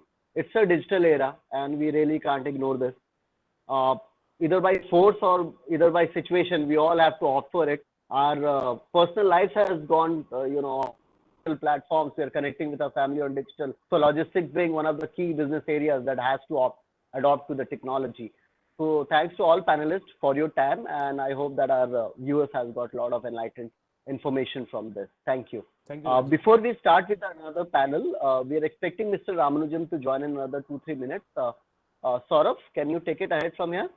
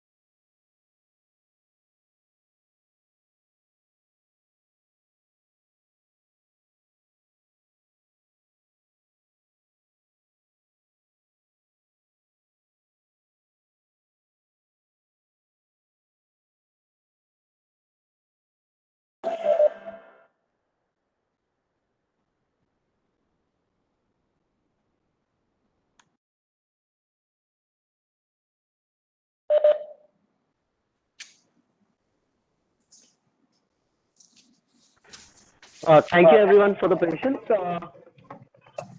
We shall proceed with our next panel. So next panel, we are talking about reimagining capacity building as the driving force of the economic growth and social development of logistics and supply chain sector.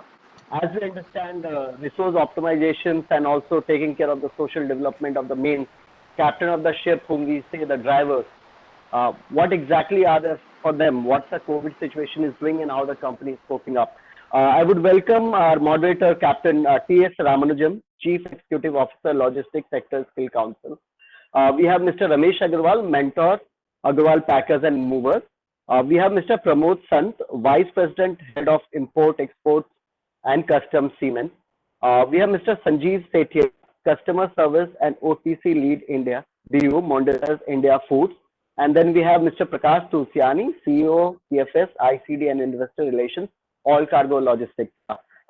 Captain, all up to you, the panel.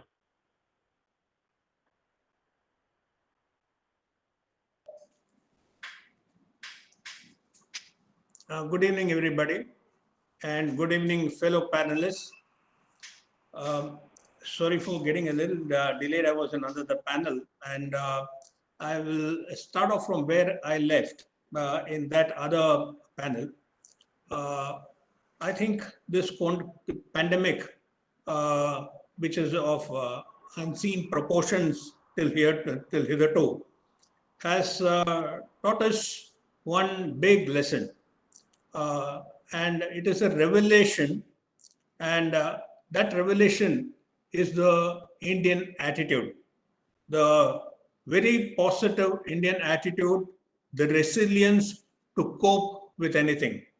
So whether it be our soldiers on the northern border, or whether it be our COVID warriors in the hospitals and clinics, or whether it be our logisticians who, despite all the shortages in resources, have ensured that they have maintained the essential supplies. I think it speaks volumes that this attitude of ours to never give in and to kind of serve the cause of our fellow Indians. I think this is something which is going to be a major factor on which we can leverage upon post the pandemic. We have with us a very distinguished and very varied panel who kind of put together the multiple aspects of logistics. First, I will call upon Shri Ramesh Agarwal ji. He needs no introduction as a mentor of Agarwal Packers and Movers, and he's been in the road transportation business for quite some time. He's also a part of our governing council. So I'll first turn to you, sir, and kind of indicate how do you think the trucking industry would kind of shape up post-COVID, especially if you look at the fact that state borders are still closed and may not open up. There is going to be more and more of regionalization, local transportation. Do you think that the relay system of the trucking would be a way forward, especially now that the roadway bill says that you can decouple the trailer from the prime mover? So possibly, do you think, sir, that this is a way forward as regards trucking? Over to you, sir.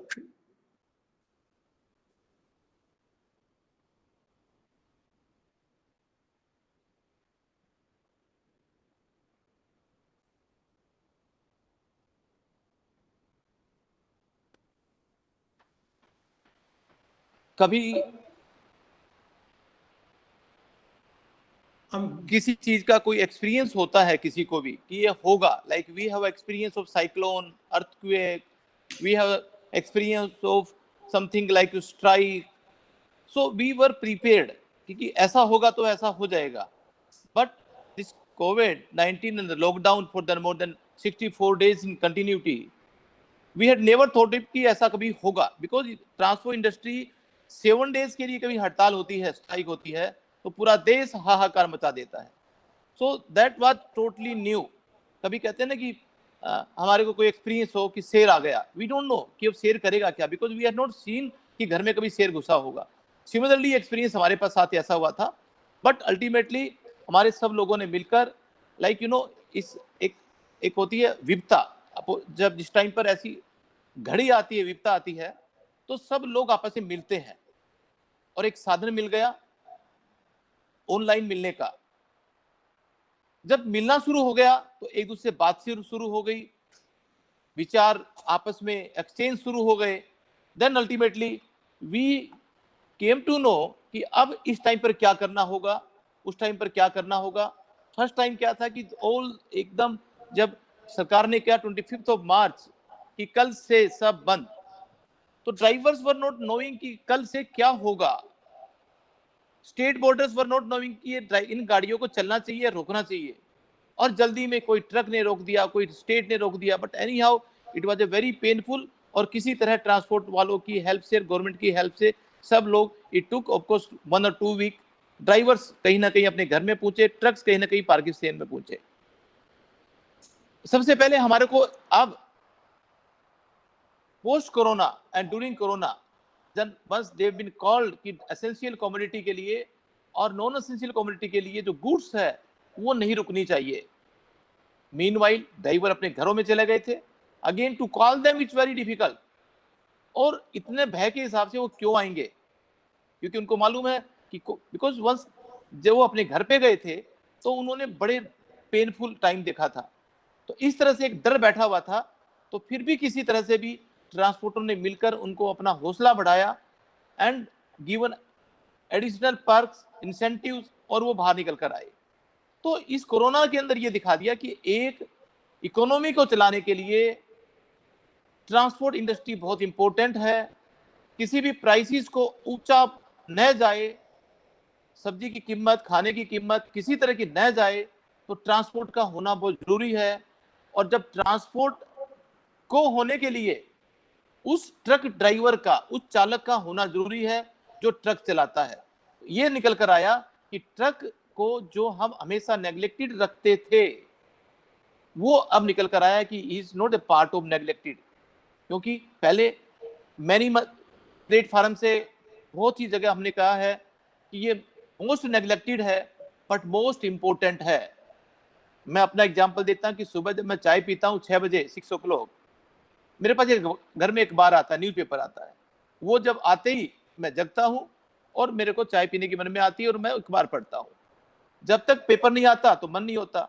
तो शायद हमको सबको जानना पड़ेगा, जो मेरे को जगाता है, ऐसे लाखों लोगों को जगाता है, वो ड्राइवर इन सबको जगाने के लिए अपनी 12 बजे नींद हराम करता है कि ताकि मेरे देश के लोग जग जाए, मेरा देश जग जाए। तो मैं कहता हूं कि वो देश को जगाने वाला है, इतना इंपॉर्टेंट है। वो आज हमारे को मालूम हुआ पोस्ट लॉकडाउन। आप देखें कि कहीं सब्जी की कीमत बढ़ी, कहीं किसी तरह की कीमत बढ़ी? बिल्कुल नहीं बढ़ी। क्यों? क्योंकि हमने उनको कॉल किया और एटलीस्ट एसेंशियल कम्युनिटी में चलने वाले ड्राइवर अपनी जान की बाजी खेलते हुए, कोविड की बिना परवाह करते हुए वो रोड के ऊपर आए और किसी तरह का भाव को नहीं बढ़ने दिया, वो कंट्रोल रहा। Mister Sivasailam was the special secretary, he has given thanks in return कि इतना सब कुछ होते हुए भी ड्राइवरों ने एक कमाल का काम किया। तो अब हमारे को मालूम हो गया कि वो कितने इंपॉर्टेंट है इकोनॉमी के लिए, ट्रांसपोर्ट के लिए। इकोनॉमी के लिए ट्रांसपोर्ट इंपॉर्टेंट है और ट्रांसपोर्ट को चलाने के लिए ड्राइवर इंपॉर्टेंट है। तो आज जो सब्जेक्ट है social development in the logistic field, मैं कहता हूं कि सोशल डेवलपमेंट जब ही हो पाएगी जब हमारी ट्रांसपोर्ट का लास्ट सिपाही, जो कहते हैं ना ऊपर से नीचे, नीचे से ऊपर, हमारे यहाँ तो नीचे से ऊपर, जब नीचे का सिपाही हमारा खुश होगा तो हमारे उसके ऊपर के लोग खुश होंगे, उसके बाद अल्टीमेटली इकोनॉमी खुश होगी। तो अब कम से कम उसकी वैल्यू तो मालूम हो गई कि उसकी वैल्यू क्या है। ये तो मेरा पहला था कि how social development will take place. उसके लिए हमारे को सबसे पहले क्या करना होगा कि मेरे लास्ट का सिपाही ड्राइवर को हमको याद करना पड़ेगा कि वो कितना इंपॉर्टेंट है। यदि मेरे को कहें कि दूसरा सब्जेक्ट हमारी कोविड के अंदर, क्योंकि सब लोग आपस में मिलने लग गए, एवरी डे सेमिनार होने लग गई, वेबिनार होने लग गई। तो निकल कर आया कि कितने हजार करोड़ रुपए इस इंडस्ट्री में एज ए करप्शन के नाम से पूरे लोग हमारे देश में खाते हैं।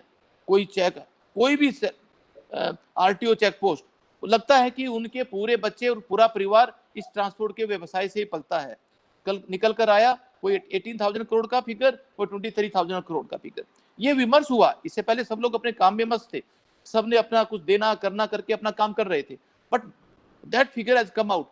ये 22-23 हजार करोड़ रुपए यदि उन सबकी जेबों में न जाकर प्रधानमंत्री कोष में जाए तो देश के 23,000 करोड़ 23,000 करोड़ रुपए कितना बड़ा काम आ सकता है। We are all ready to pay them, but वो छोटे छोटे लोगों ने अपने रास्ते बना रखे हैं। उसके अंदर निकल सुझाव आए, हमारी ट्रांसपोर्ट इंडस्ट्री वालों ने अपने आप सुझाव दिए what best we should do it. क्योंकि एक सपना था राम राज्य का। राम राज्य में क्या होता है कि जनता जैसे चाहे वैसे राजा को करना पड़ता है। हमारे राजा कौन है? वो हमारे ब्यूरोक्रेट्स है, वो हमारे आरटीओज है, ये हमारे राजा है, हम प्रजा है। वो नाम जरूर कहते होंगे कि वो पब्लिक सर्वेंट है, मगर वो पब्लिक सर्वेंट नहीं है, हम उनके सर्वेंट है। पब्लिक हम हैं, कहते हैं सर्वेंट वो है, बट कभी आप, मेरा एक सर्वेंट होता है, मेरे ड्राइवर होते हैं, उनका हर साल अप्रेजल मैं देता हूं, because they are my working under me, they are my servant, I am giving appraisal. भाई आज तक हम पब्लिक सर्वेंट को, हम पब्लिक हैं, उसके मालिक हैं, कभी अपने अप्रेजल दिया आज तक? जब हम उसको अप्रेजल देना शुरू करेंगे, जब हम उनको स्टार देना शुरू करेंगे, उस दिन वो हमारे ऊपर कहेंगे कि मेरे को अच्छा स्टार देना, मेरे को अच्छा अप्रेजल देना, नहीं तो मेरा प्रमोशन रुक जाएगा। तो दोस्तों मेरा कहने का मतलब, जब तक हमारे पास उनकी अप्रेजल की पावर नहीं आएगी तो वो हमारे साथ ऐसा व्यवहार करते रहेंगे और जिस 23,000 करोड़ हर साल लेते रहेंगे। तो ये निकल कर आया what should we do, then the solution came out. आप बिल्कुल इजी कि हर चेक पोस्ट के ऊपर आरटीओ बैठता है, उनके 100 मीटर दूर हर जगह बैरियर लगा दे, छोटा सा एक ऐप लगा दे। जब बैरियर ऑटोमेटिक बंद रहेगा, बैरियर पर जाने के बाद ऐप के माध्यम से ड्राइवर अपना नाम लिखे और मोबाइल डाले और डीएल डाले और आधार कार्ड डाले, जो ही डालते साथ उसका नाम रजिस्टर्ड हो गया। उसके बाद देयर विल बी 3 बटन्स, एक ग्रीन, एक ऑरेंज, एक रेड। उसमें लिखा होगा कि यदि पीछे वाला आरटीओ आपसे 1 रुपया भी नहीं लिया तो ग्रीन दबा दो, आपको लूटा है तो रेड दबा दो, आपसे थोड़े से पैसे लिए हैं तो ऑरेंज दबा दो। बट मगर गेट खुलेगा तब कुछ भी दबाओगे तो ड्राइवर के पास एम्पावर हो गई कि वो लूटा है तो रेड दबाएगा, और वो लुटेरा हर बार जब लूटता रहेगा रेड दबते रहेंगे, और इसका जो खाता है, इसका जो बॉक्स है, उसमें रेड भरते रहेंगे। और एक थर्ड पार्टी एजेंसी हो, like we can say Tata consultancy हो, इन्फोसिस हो, वो इसका मॉनिटर करे और सरकार को दे, देखो मिस्टर सोनसो आरटीओ ने तो पूरा लूट मचा रखा है, पूरा इसका इतिहास रेड का है, he should be suspended, he should be charge sheeted, he should be kicked out। Green है, he should be promoted। तो जब तक ये पावर हमारे जनता के हाथ में नहीं आते, तो पब्लिक सर्वेंट के, हम पब्लिक के जब तक बॉस नहीं बनेंगे, ये करप्शन आएगा। और इस तरह से सोशल डेवलपमेंट जो हमारी कंट्री की है, वो हम सोचते हैं, सरकार के विचार हैं, पर वो हो नहीं पाएगा, क्योंकि ग्राउंड के ऊपर देयर नीड सम प्रैक्टिकल। इस तरह के काम हम भाषण दे देंगे, पकड़ लेंगे, सीबीआई को पकड़ा देंगे, इट्स नॉट पॉसिबल। तो एक सुझाव इस पोस्ट कोरोना के बाद आया कि क्यों ना हम गवर्नमेंट के पास अप्रोच कर रहे हैं कि ऐसे पूरे हिंदुस्तान में चेक पोस्ट बन जाए और हमारे ड्राइवर को एम्पावर कर दो बटन दबाने की, उनका भविष्य को वो रचेंगे। तब वो लोग आकर कहेंगे भाई ड्राइवर भाई ये गर्म पानी पी लेना, चाय पी लेना, मगर ग्रीन बटन दबा देना। जब वो उसकी ऐसी पूछना शुरू कर देंगे तो हम कहेंगे कि ड्राइवरों के लिए राम राज्य आएगा और सोशल इंपैक्ट उसी से शुरू होगा। ये मेरा सबमिशन है। उसके बाद जैसा आप मेरे को टाइम देंगे, आई just take forward. Thank you, Captain sir. Thank you very much, sir. Thank you very much. So naming and shaming, that is Sarjika now what he has advocated. I think technology also has blockchain, etc., which I think can find a solution, which takes me on to the next panelist from Siemens, Mr. Pramod Sant. So are you there? Yeah. Yes. Are you able to hear me? Yes, yeah, you're loud and clear. Yeah. So now from of course, Siemens needs no introduction across the globe, where they're well known as the technology expert. and Mr. Pramod Sant heads the supply chain, and there's not a aspect of technology where Siemens does not involve itself, whether it be medical equipment, whether it be port infrastructure, whether it be you name it, blockchain, they are there everywhere. So now I would like to ask you, sir, now that the globe is now going into more and more protectionism, more and more of regionalization, and how do you envisage the global supply chain? Do you feel there's going to be a major disruption, or do you think, I mean, discounting the tensions with China, how do you see this global supply chain? I'm sure it cannot be the old story again. So, how do you picture it going forward? Yeah. Please go ahead, sir.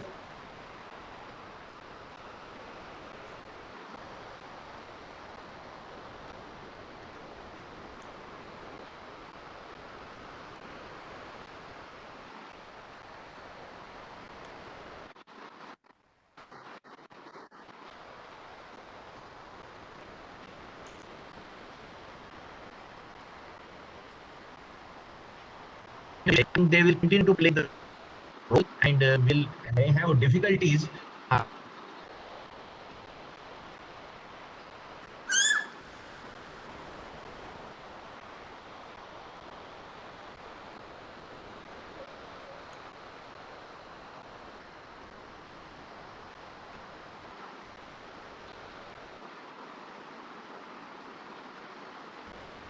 Already so many other part of the world material, the other many manufacture the multi.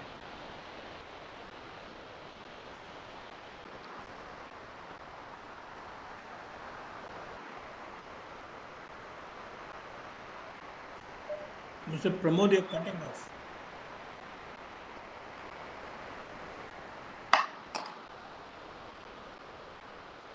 Mr. Sant, we are not able to hear you. If you could switch off, that might help you, sir. You might have to switch off your camera, sir. Yeah, no, I switched the camera already. I have switched off my camera. Okay, it is better now, sir. So,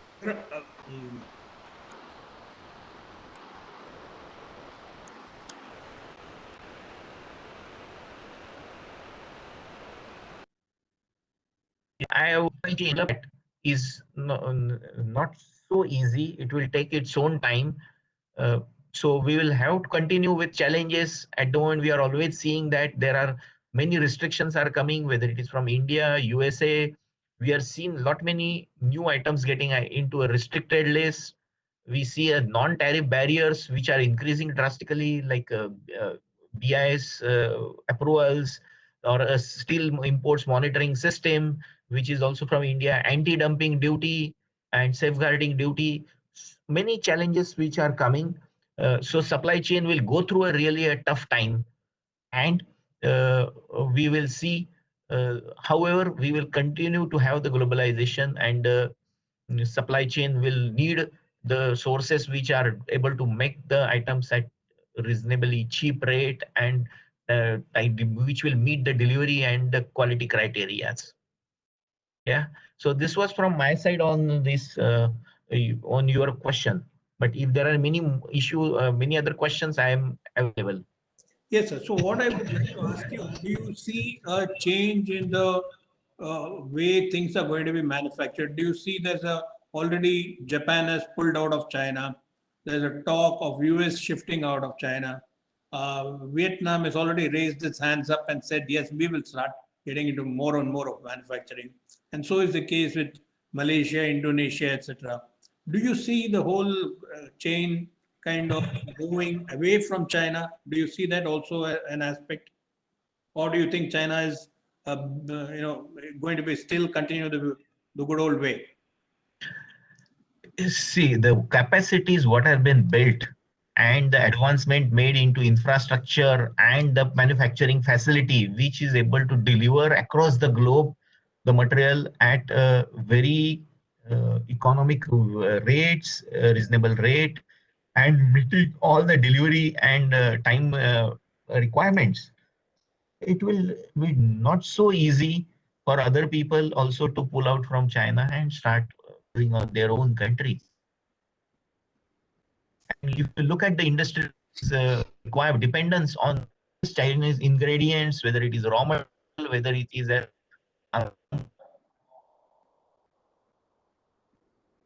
so yes, I don't want everybody, but the things will not be so easy to move fast. It will take its own time. Yeah, back to you, Mr. Ramanujam. I'll now move on to Mr. Sanjay Setia, who is from Mondelez. And Mondelez, it's a great story of Atmanirbharta, that is make in India, and their chocolates are going all over, making life sweeter across the globe. What my question to Mr. Setia is, in this post-COVID, how has your supply chain been in domestically? We all know that essential supplies have been maintained, but have your chocolates from Andhra Pradesh reached, say, J&K?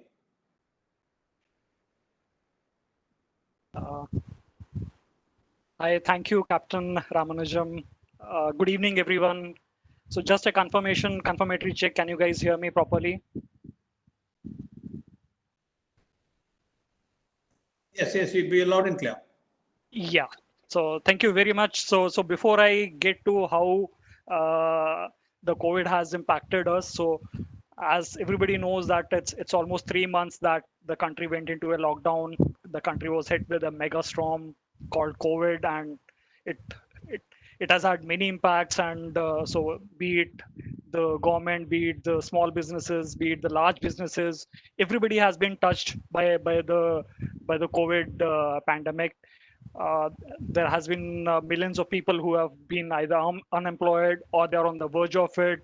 There is a lot of uncertainty on the health and personal finance, even despite the fact that government has come up with the reforms.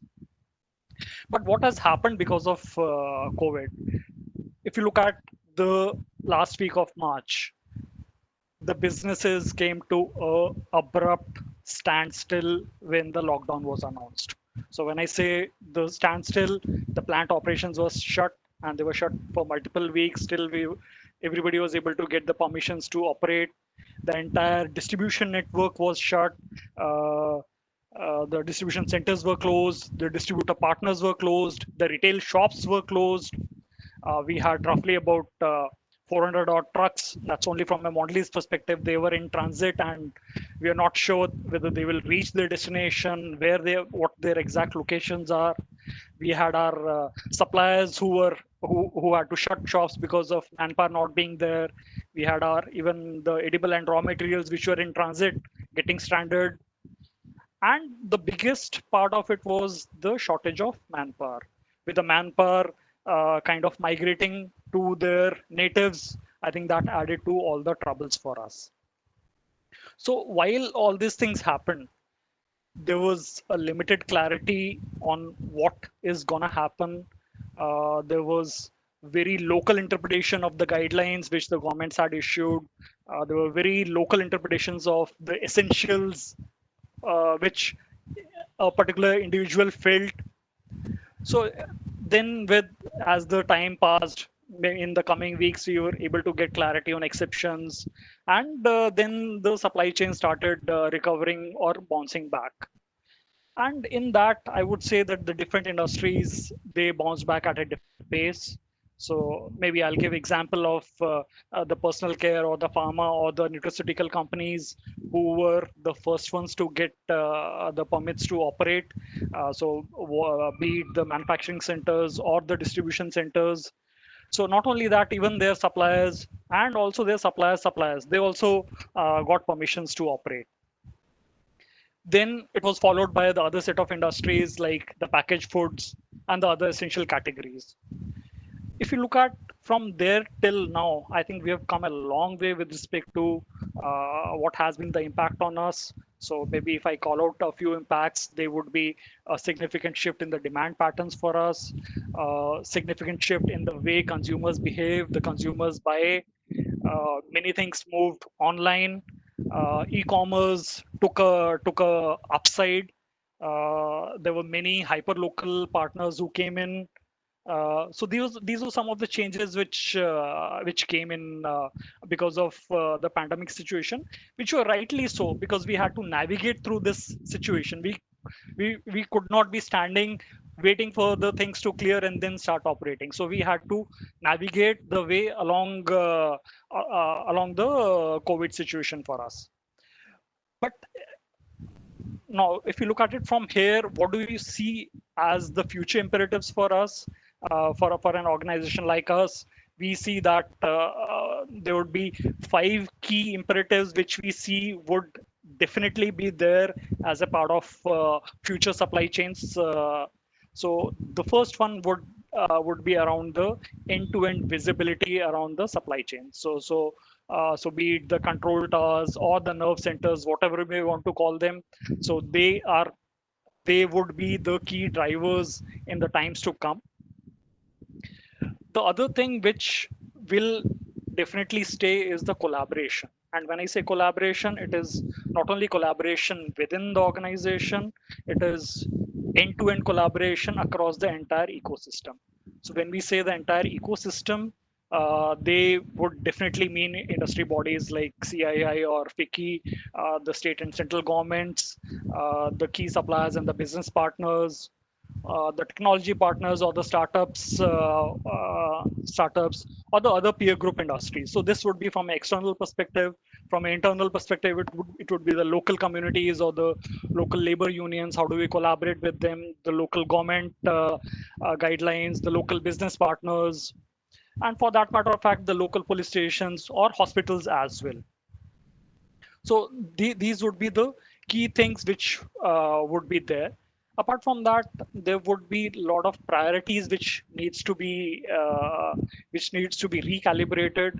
So they could be in terms of how do you do demand planning to start with. So if you look at the traditional ways of demand planning, it is based on the historical trends, which the COVID situation has taught us that history is not equal to future. And we have been talking about the long-term situations and the long-term planning part of it.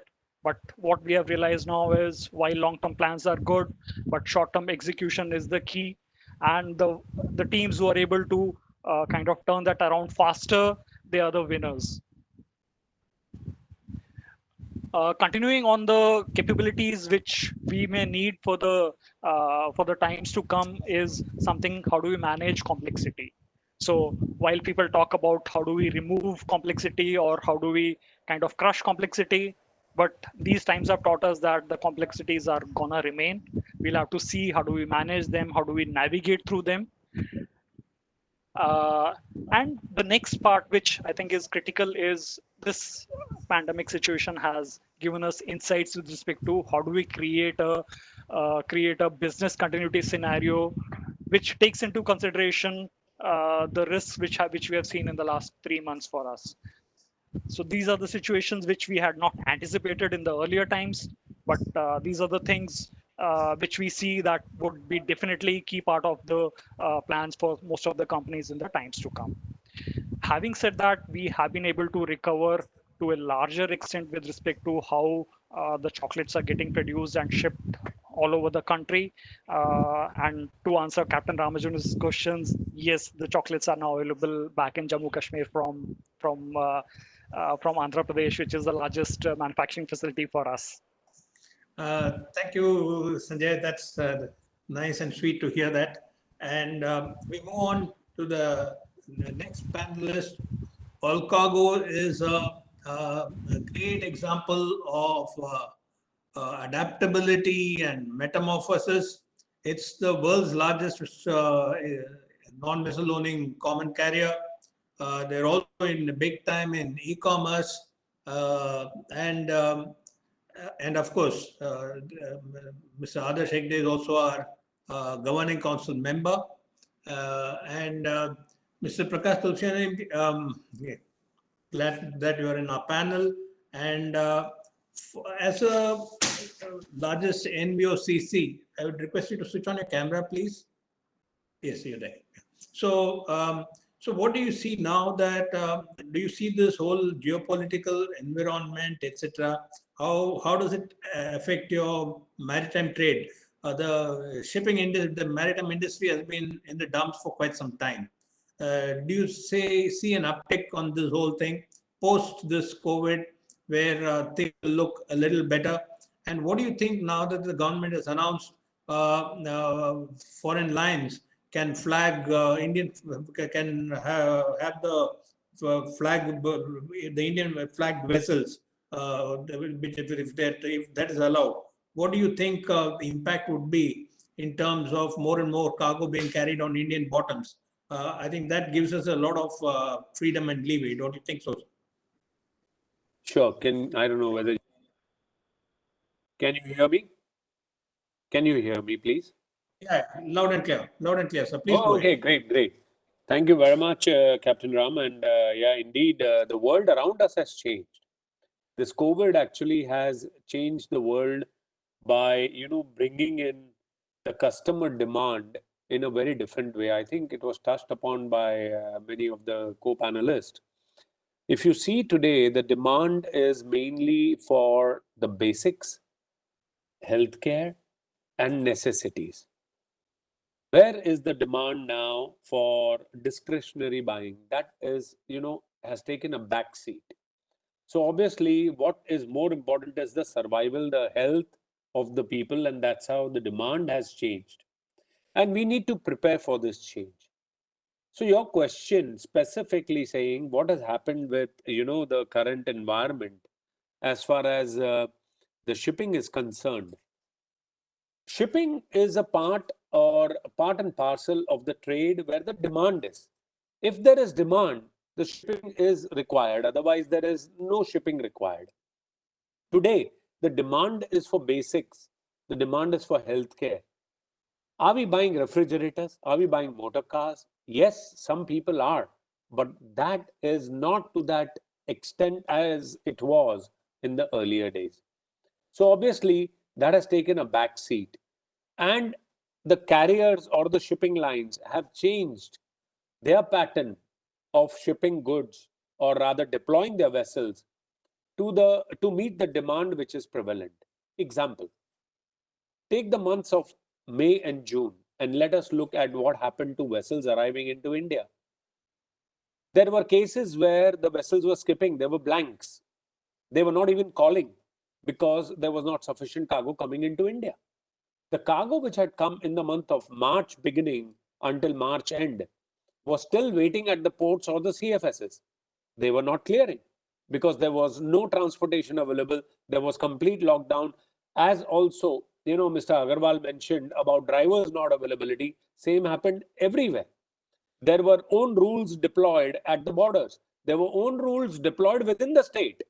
So, the transportation wasn't there. And the way we treated our drivers, I think this is what needs to be understood. They were not even, I would look at it and say, when we say we have values, did we value their work? Did we respect them? And that's the reason they weren't there, and the transportation completely collapsed. When that collapsed, the volumes or the cargo which had come started accumulating at the ports or in the CFSs, wherever you will take it, right?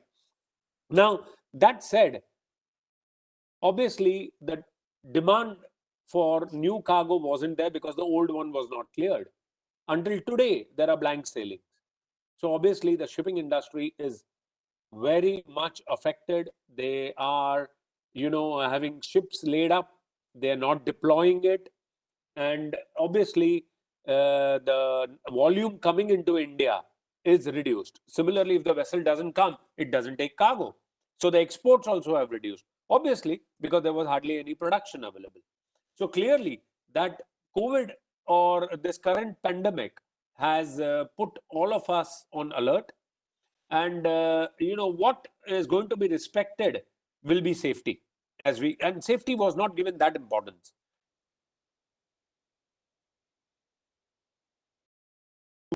A logistics partner, as I would say.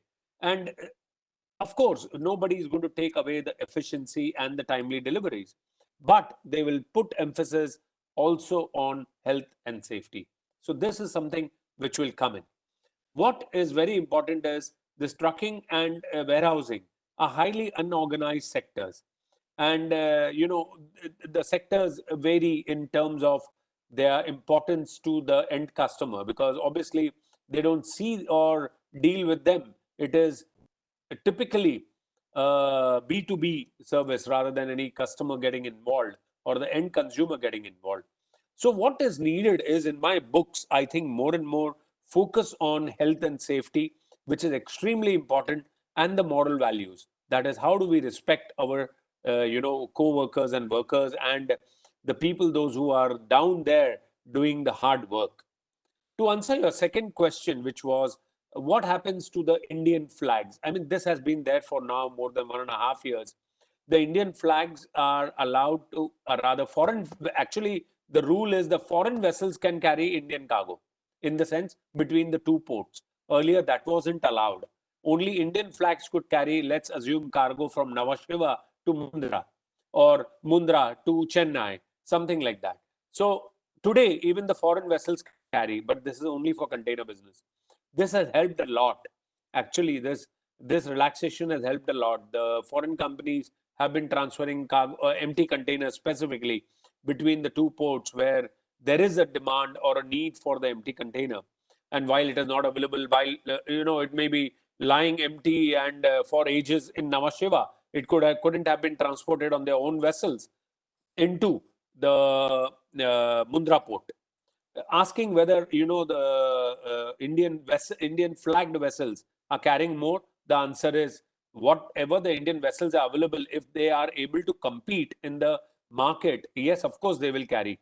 But the actual fact is that today also most of the cargo comes on the foreign vessels. So the Indian flag vessels have done whatever they were doing, approximately 5% of the total volumes that come into India. So that is the scenario. For me, it is extremely, extremely important that we continue to focus on the health and safety and aggregating. I think the time has come where capacity utilization should be focused more and more, and one has to collaborate with even the competitor. And especially if we go to see with Go Local, which has been announced by our Honorable Prime Minister, you will see that there will be labor crisis specifically in areas like Mumbai, Chennai, and these metros. Because if Go Local really kicks off, and there the demand would be more in UP, Bihar, Orissa, or manufacturing areas, then the labor won't come into areas like Mumbai and these metros and wherever we are located, where the cargo movements are happening. Skill development is something else that we must focus on. Today, we do only on-job training. That poor helper becomes a driver later on. Today, where is that skill development? We need to bring all this into play. So that's from my side.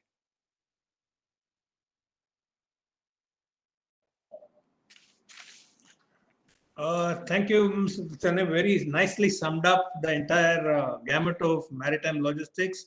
With the CII's permission, I'll ask my panelists just a single question, which is now that Atmanirbharta is the buzzword for the government, it's now been voiced by our Honorable Prime Minister in a clarion call.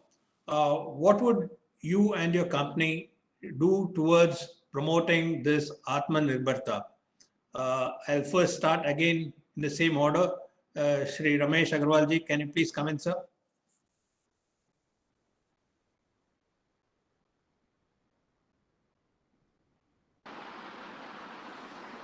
Thank you captain sir. In fact जितनी भी transport company थी, and today I think hardly we have the labour, workers, loaders, तो उनको अपने आप ही आत्मनिर्भर होना पड़ेगा और होना शुरू हो गया. तो एक आत्मनिर्भरता का ये तो एक नया निकल कर आया. Again if you talk about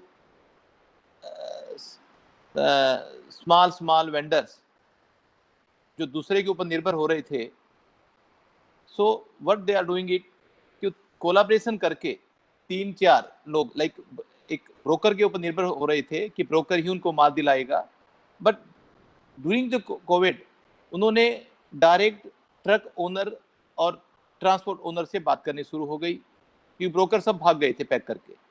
तो अब उन्हों को ट्रक ओनर ने आत्मनिर्भर किया कि आप अपना ट्रक है वो डायरेक्ट चलाइए, 3-4 ट्रकर्स मिलिए और अपना एक छोटा सा एक लाइक कोऑपरेटिव टाइप का बना लीजिए और you will book it to transporters avoid in the broker. तो ब्रोकर को हटने के बाद आत्मनिर्भर हो गए। Third, many companies like if you talk about APML Agarwal पैकम लिमिटेड, हमने क्या शुरू किया, चालक से मालक। जो ट्रक ड्राइवर हमारे पास 5 साल से ट्रक चलाता था, he was a good driver, then we said जो गाड़ी आप चला रहे हो 5 साल के अंदर, इसकी कोई भी वर्थ होगी वैल्यू, जस्ट 20% इसकी वैल्यू आप दो और कंपनी में गाड़ी चलाओ, you are the absolute owner और ये गाड़ी नेक्स्ट 5 इयर्स की आपको चलेगी। सो ही हैव बिकम ए चालक से मालक। मालक मीन्स ओनर, चालक means truck driver. So he was a good driver for 5 years, now he became a owner of the vehicles, but subject to selected people who are good to maintain the vehicles, जिसका behaviour पूरे 5 साल के अंदर रहा, तो ये हो गया। तीसरा, जो हमारे जो ट्रांसपोर्टर ने जो अभी जितने मल्टीपल ऑफिसेस थे, इफ आई टॉक अबाउट मेरे ऑफिस थे 200 ऑफिसेस अक्रॉस द कंट्री, तो हमने क्या मॉडल बनाया कि हर डिस्ट्रिक्ट के अंदर 734 डिस्ट्रिक्ट्स है, वहां पर जो भी हमारा पुराना स्टाफ था उसको हमने एज ए पार्टनर बना दिया। यू स्टे योर होम, वहां से काम करो, बिकॉज जो वर्क फ्रॉम होम हम कल्चर हमारी ट्रांसपोर्ट में कभी थी नहीं, we had never thought of it, हम सोच भी नहीं सकते थे कि कभी ऐसा हो भी सकता है। But during this lockdown we find that yes, it can be viable very nicely, it can run nicely और cost भी आपकी कम हो जाएगी। तो we had planned it 734 district जो अक्रॉस दी कंट्री है, जिसमें से 100 ऑफिस छोड़कर बाकी 634 ऑफिस हम आत्मनिर्भर के ऊपर रखकर उसी ही जिले का, उसी डिस्ट्रिक्ट का एक जवान व्यक्ति जो ट्रांसपोर्ट में एक्सपीरियंस होगा, उसको कुछ स्पेंड नहीं करना, उसको हमारा अपना बैनर देंगे and he will minimum earn 35,000 rupees and up to 1 lakh rupees, और वो अपनी मर्जी का मालिक होगा, अपना कार्ड छपाएगा, ही विल बी कॉल्ड, हमने उसका मॉडल का नाम दिया है APML साथी। तो इस तरह का मॉडल जब हमने किया है कि we are going to make a 600 APML साथी, तो this all because of post covid ये ऑटोमेटिकली आत्मनिर्भरता निकल कर आई, it has become a need of the hours, ये हमारी एक जरूरत बन गई। तो जरूरत बन गई तो हमने इसको लॉन्च कर दिया and now it is going to be successful. हमारे पास 200 ऑफिस से 730 ऑफिस जाने के लिए it would have taken 7 years, now will close it within 1.5 years। That is आत्मनिर्भरता, it has come out. Thank you captain साहब। Great, sir. Great, sir. Very great, sir. Mr. Sant, I'll come over to you. Now, Atmanirbharta, do you see Siemens setting up the largest manufacturing base in India? Would that be your Atmanirbharta? Okay, so I wanted to really clarify that Siemens has got 23 factories in India already. 23 factories. We have factories in Gujarat, we have factories in Tamil Nadu, Calcutta, and in North. So we the largest also? No, I mean all the people put together in India, we have close to 22,000, and we are a manufacturing company. We say that definitely. So these factories which are there, they are definitely not only catering to the market within India, but we also export to various countries. There are some factories which makes the product globally. So we have factory in Goa which makes the product which distributed to close to 90 countries. So we are following this footstep. So apart from this manufacturing, also we have R&D centers where the people do development. We have software centers So for us, we are definitely, India is one of the focus countries from Siemens in Germany. We will continue to, and if you have seen the statements which are made by our managing director, we will continue to increase our depth in manufacturing. We will continue to work, and most important thing is we don't call ourselves as a multinational. We are Indian company. We are there in this country for more than 75 years. So Atmanirbhar, whatever is been definitely declared, we are already following that, and we will continue to do that. Great, sir. So as a Siemens India, we really look forward now then. And next, of course, Mr. Setia, what is your take on this Atmanirbharta as regards your company? So, I mean, so very good call out by our Honorable Prime Minister Narendra Modi ji on Atmanirbhar Bharat. You call it Make in India or vocal for local. I mean, you name it. I think this is the time that we definitely need of that this has to be done. And so if you look at it from a Mondelez or a Cadbury perspective, so it has been in the country for more than 70 years now. And so apart from the factories which are there or the external manufacturing, so we have roughly about 17 own plus contract manufacturing facilities put together across the geographies of India. Apart from that, we have 2 global hubs which are based out of India. So the entire IT hub for the entire global Mondelez is based out of Mumbai, and similarly the entire R&D hub for Mondelez is based out of so I mean, India being a key market, we had valued that even earlier, and that's the reason company had invested in terms of having the global hubs for both IT as well as R&D in the country. Having said that, so if you look at the major raw material for a chocolate manufacturing is the cocoa beans. And if you look at, we have a very beautiful program called the Cocoa Life program, so which runs in the 2 southern states for us, which is parts of Tamil Nadu and Karnataka. Sorry, Kerala and Tamil Nadu for us, and wherein we engage with roughly about 100,000 farmers who grow these crops for us. And if you look at, I mean, cocoa is not a native crop to the country, but if you look at the per acre yield of the cocoa crop in India, it is higher than the world average. So that's the kind of interventions which have happened from our sides in terms of empowering the farmers to better farming practices and to improve the productivity. So it helps in 2 ways. So number one is it's a sustainability program for us, and secondly, it helps us secure the supply chain for us. So very much in for Atmanirbhar Bharat. Thank you. And learned a new thing that yes, we are the maximum per yield as regards cocoa. New thing for me. Mr. Tulsiani, I think you are as a largest MBOs, you're already practicing it. What's next? Taking You on are absolutely right. You're taking on absolutely right. Topco, sir? Yeah. You're absolutely right. It's not only that. I think what we are going to do is we are actually having a skill development. So we talked about skill development because this is how you become Atmanirbhar. Because if you are confident and you're able to do your task and you're able to deliver that efficiency and the product which is needed, then you become more Atmanirbhar, right? You have to be confident of doing it. And for that, we have actually, in partnership with Jawaharlal Nehru Port Trust, come out with a skill development center in JNPT.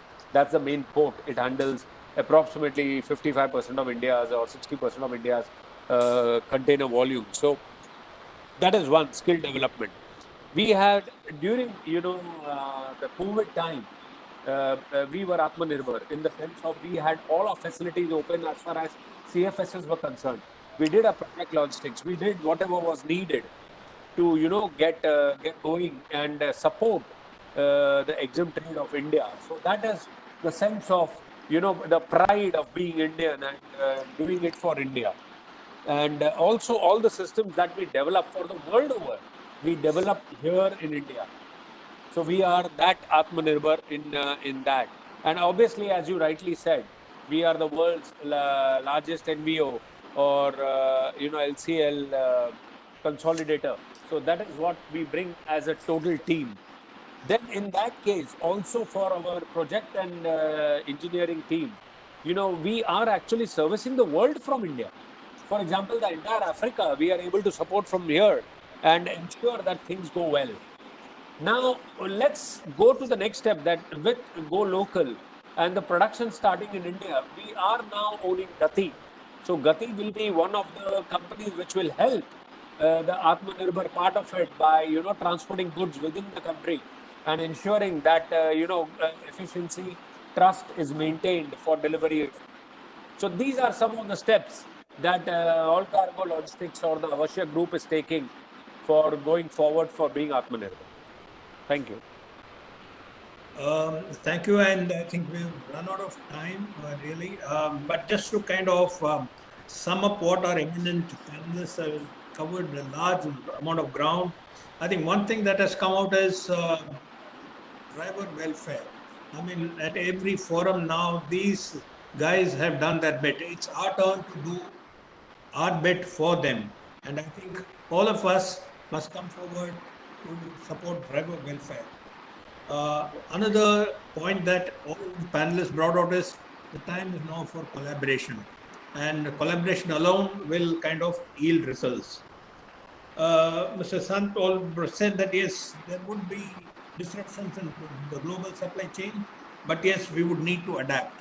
And I think that we have already shown in great measure our ability to adapt. And I think going forward, we should be the first of the block as regards that in adapting. Safety and health, I think there is no doubt about that in anybody's mind. And as our Honorable Prime Minister has repeatedly said, your health is in your hands. And we need to kind of protect ourselves and then protect the co-passenger or whatever. So that's that importance need not be underestimated. In logistics, I think there is much more of capacity utilization or asset optimization, which would become the order of the day. We would not be able to kind of waste our assets any longer. We would need to use whatever assets that we have optimally. Finally, if you have to think about Atmanirbharta, that is, it comes to my area of specialization, which is skill development. And this JNPT training center run by Avashya Foundation was something which the Logistics Skill Council started about 4 years back. It took a while to bear fruit, but now the baton is successfully being handled, taken over by the All Cargo, and they are successfully running the training center there. And I think skill development gives confidence in the job, and that confidence makes the candidate proud in his particular job and makes this logistics sector overall aspirational. I'll conclude with an anecdote. We run what is called the degree apprenticeship program, and 407 students went and were apprenticed in various companies, including in Agarwal Packers and Movers as well as All Cargo.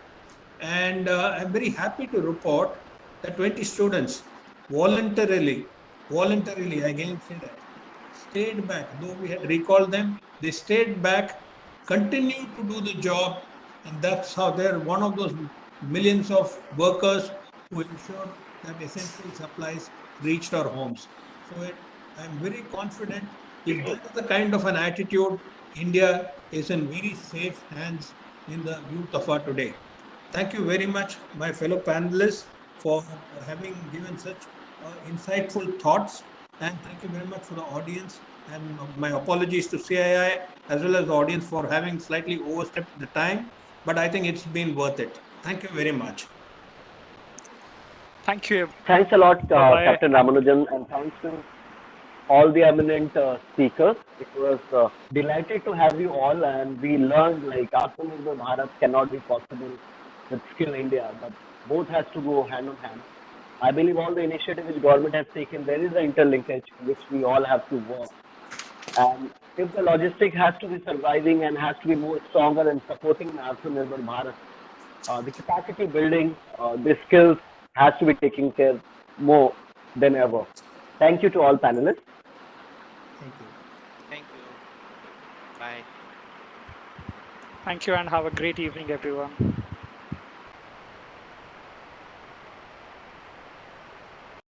Would go for the next session. That will be an industry address that will be given by Mr. Surendra Dankani Kote, Managing Director, Gillili Intelligent Logistics Technology.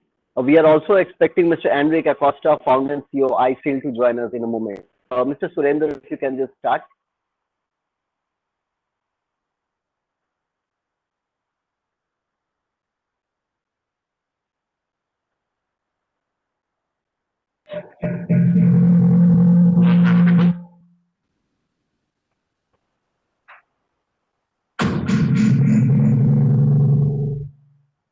Hello.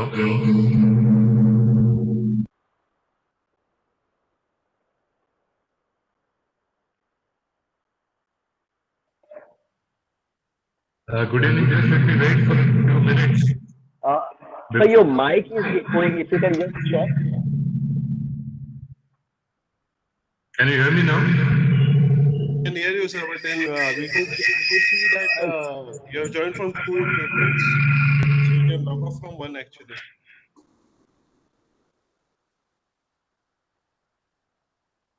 Is this better now?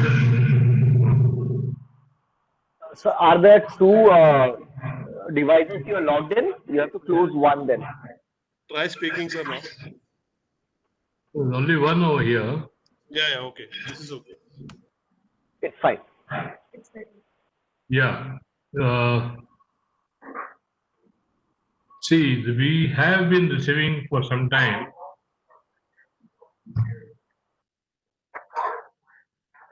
We founded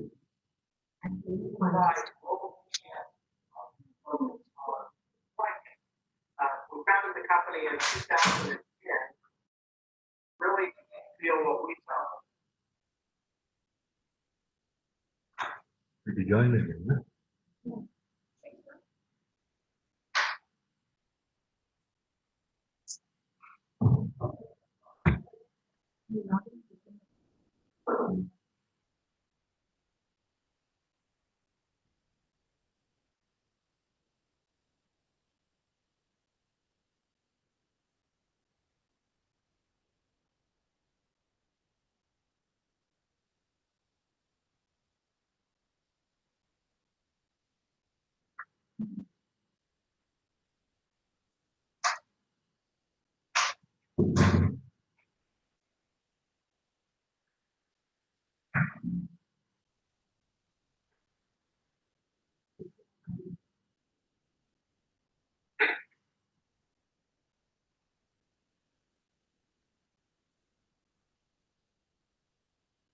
Nobody.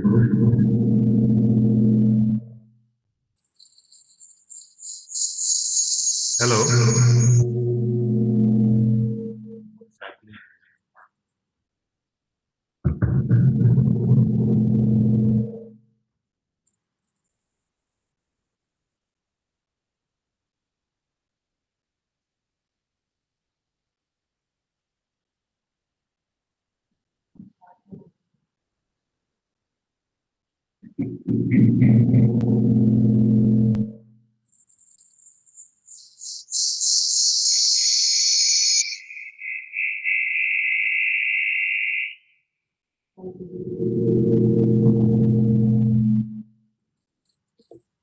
Showing two devices you are connected. So if you can log out from one device.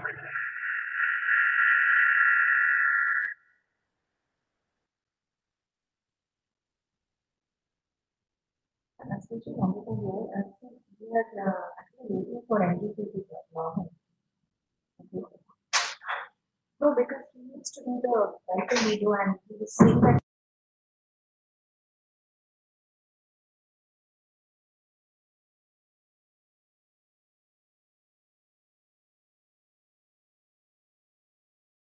Now you can check.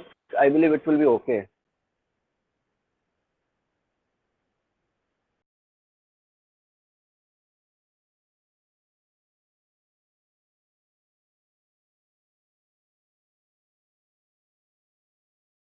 Mute, sir.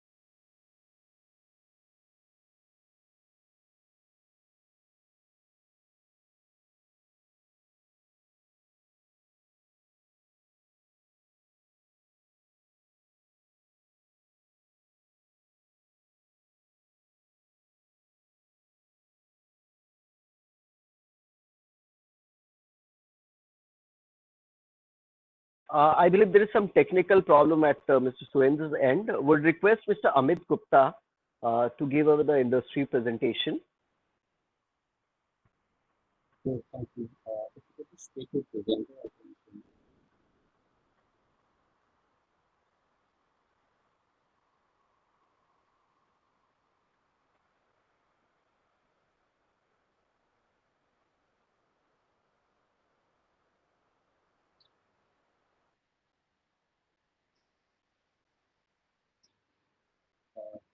Good evening, everyone.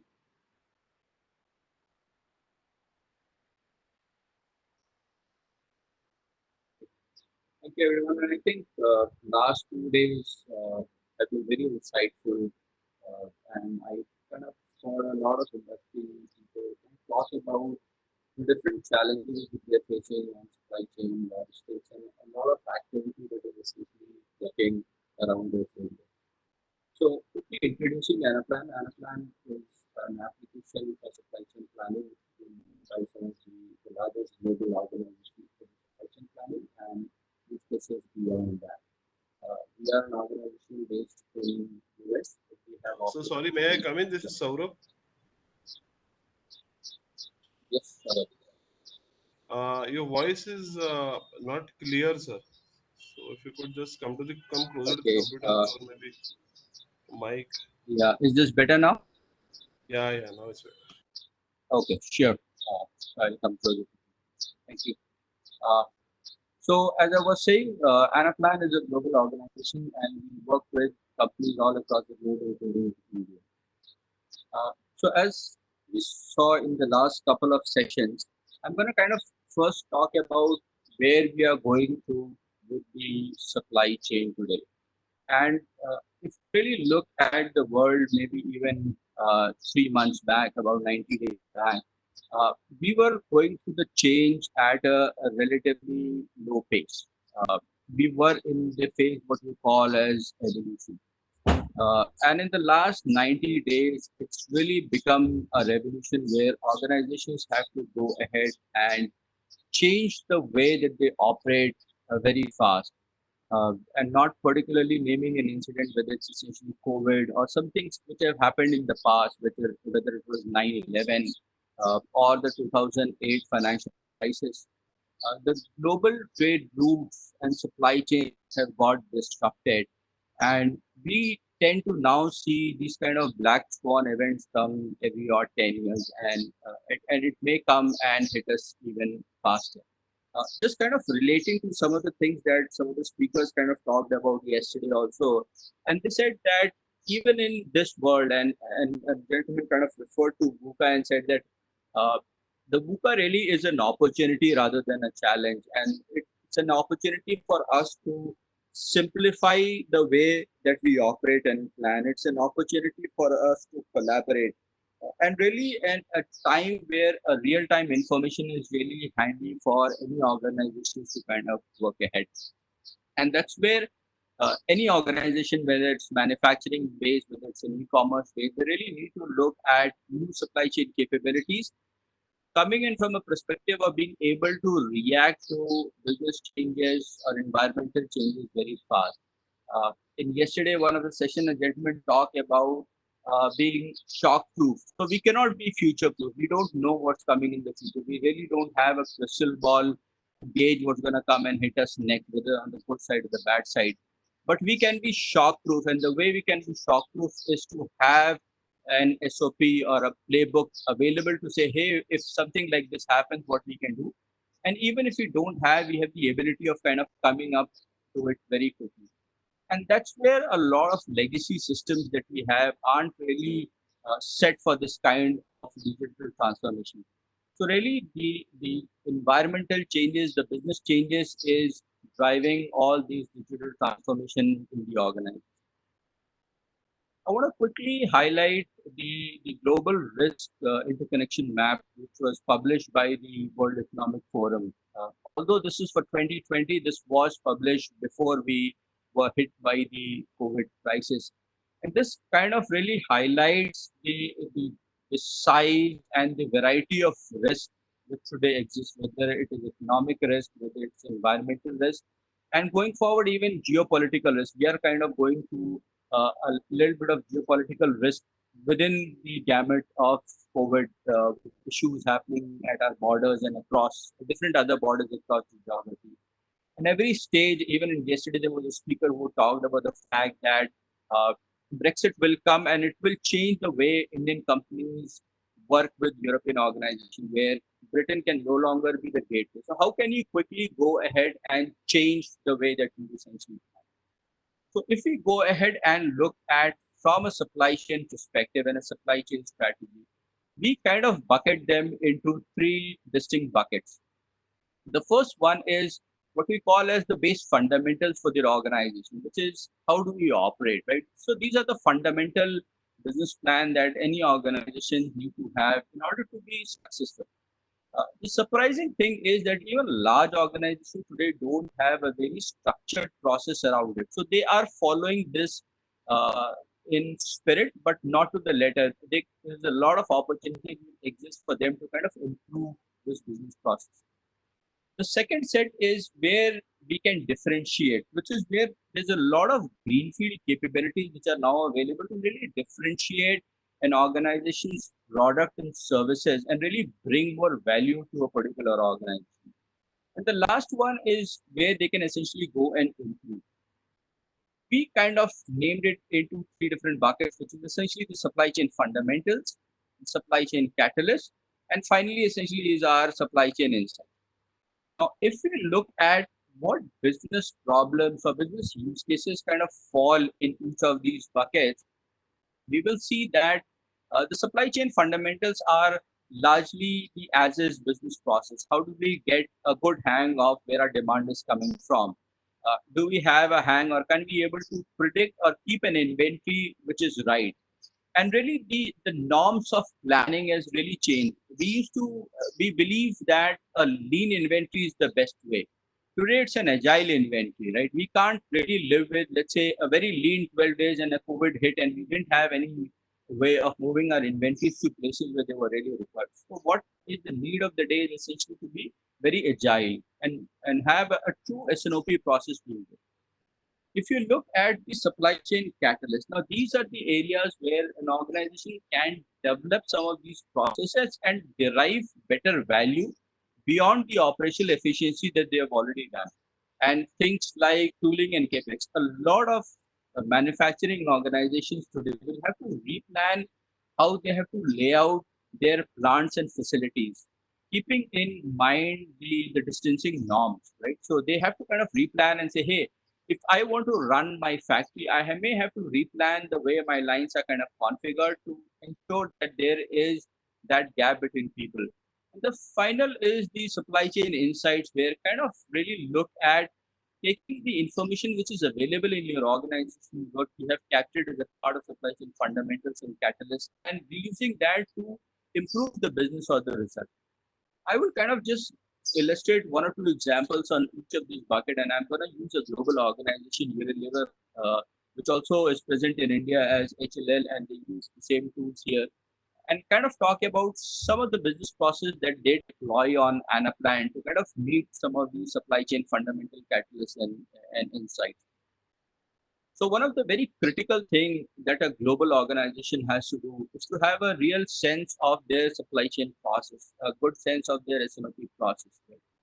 So Unilever globally runs their SNOP and Anaplan across the different geographies around the world. And really having a capability of being dynamic to say what is happening in which markets. Some of these markets are a production market, some of these markets are purely a consumption-based kind of markets. Being able to do that is very critical from that organization. And while doing this, they also need to be very clear as to what kind of capacities that they need to invest on. And think of an organization which has 400 plus plants across the globe. It really has to stand far beyond what most organizations have to do, but also have to be in the same way very agile, because they can't be very regional based. So they have to look at both a local perspective, a regional perspective, as well as a global perspective.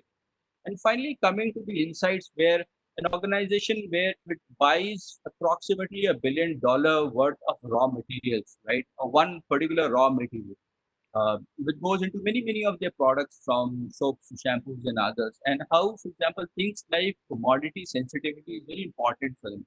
As global prices fluctuate, as the source of the raw material kind of fluctuates, whether you have local issues between, let's say, India and Malaysia and so on and so forth, how can you derive the best value for the organization and ensure that your end customer is not affected, that you don't have to go and reprice your product kind of stuff. So this is some of a quick example of how organizations can essentially use some of the supply chain fundamental catalysts and insights across the organization. I want to kind of further take this conversation beyond just FMCG to some of the other organizations. And this is a quick glimpse of some of the other global organizations that essentially use Anaplan. I'm going to talk about two of them in detail, which is Tata Steel, Europe, and the second is Carter. But before I go there, I want to kind of just lay some of the other names and the kind of benefit that they were able to derive. And I kind of focus on Del Monte as a case, right? They went from a 2-week cycle to 2-day cycle in their supply chain finance planning process. Now, think that how ready would that organization be compared to some of the other ones, which take probably 2 weeks or a month to kind of replan. If they see a demand dip or a demand uptake, and let's say COVID kind of blocked all the supply lines, although let's say the productions were still up, the ability to quickly plan in 2 days and come with an alternate plan is what will set organizations apart. So in a challenging world, organizations which are run well will overcome the challenges far better than organizations which are maybe larger in size, but they're not as efficiently run. So really, you want to kind of leverage some of the solutions to kind of get the agility back into your organization, while the rest of the legacy systems will kind of still be there to kind of run the as operation. But the agility for an organization to react to the changes is very important from this perspective. Just quickly moving ahead on the thought around the Tata Steel Europe, and as I said, it's an organization for which we don't need to really name anything. We don't have to share any information around that. It's a very well-known organization. It's a very large process manufacturing industry, but it is also kind of dependent on a lot of macroeconomic parameters. It's essentially dependent upon how the economy is doing, how, for example, China is consuming steel and so on and so forth. So the demand really depends on a very long term, and being a process manufacturing, they can't be also so flexible in terms of what they essentially produce. And in that sense, being able to link their demand to supply was very critical part of the requirement that Anaplan came in and fulfilled. So they started off with the recipe process, kind of bringing in all the sales team together. And this is also a great example of how you should be doing your collaboration. Your sales team or your field team are the ones that are closest to the ground. They hear from their customers, they hear from your dealers, and they have a real feel of what's really happening. And if you are able to capture that information very quickly and send it back to our departments of demand and supply, they can tweak the plans very fast compared to the traditional way where you would have produced and they would have received goods or stuck at a warehouse and then decide to take action where the goods are not essentially moving. They started the journey around 3.5 years back with Anaplan, and they've expanded from the SNOP to demand, sales, capacity, and also KPI management to ensure that the business is running well. On the other side of this gamut is a very different organization, which is Carter's. And Carter's is an organization which makes clothes and baby products for young babies to a kid's level. So they essentially are from kids who are born to an age of around 14 years old. And the big challenge for Carter's is, unlike steel, which is not a perishable good, right? You can reuse it, you can remelt it, you can re-smelt it. Carters have a very short product life cycle. It's just 3 to 4 months because it's very seasonal driven. The other big challenge is the number of SKUs that they have, close to 250,000 SKUs, which is there, and 30,000 on retail. So here is an organization which really has to plan very well, because if you're not able to sell your product in that short time, whether it's like the summer clothing or the winter clothing, the next season you can't keep that inventory and the design and everything has to change. So in such a challenging organization, if you are able to kind of bring in value, you are able to optimize the inventory in that organization. And in that example, we were able to reduce about 8 days of inventory. And in value terms, it is around $25 million of value, which as an inventory carrying cost with that organization kind of saved. So with that, this is just a quick credentials of Anaplan. We are a very new company. We were only born in 2011, and in the short time of 9 years, we are the leaders in Gartner, which is one of the agencies which rate IT solutions and products. We are leaders in that quadrant for SNOP. And the fact remains that we are just not the leaders in the SNOP quadrant, but some of the others related to the financial performance and sales. And this is where we've kind of created a niche for ourselves for being a connected planning pioneer. So the big advantage for an organization is that while you are solving your supply chain challenges and bringing agility to your organization, you will also have the ability of collaborating well with some of the other departments in the organization and kind of working across the entire value chain for the organization. The value chain, which will start from a supply chain in terms of value, from a volume to a value for finance, and finally onto cash with linkages to the sales and other departments. So as your organization kind of looks at the core challenge that we are kind of facing today, they can also look at some of the other business benefits that they can derive in this time. So while we're going to go ahead and optimize your supply chain, this will have a direct impact to your finance, and your finance can use the same platform to improve their financial planning, while sales can use that for better forecasting and also to figure out what is the right way to pay the sales guys, how to pay the incentives, and collaborate with the allied departments of workforce to look at really what kind of skills in the people and the location that we really need to do that.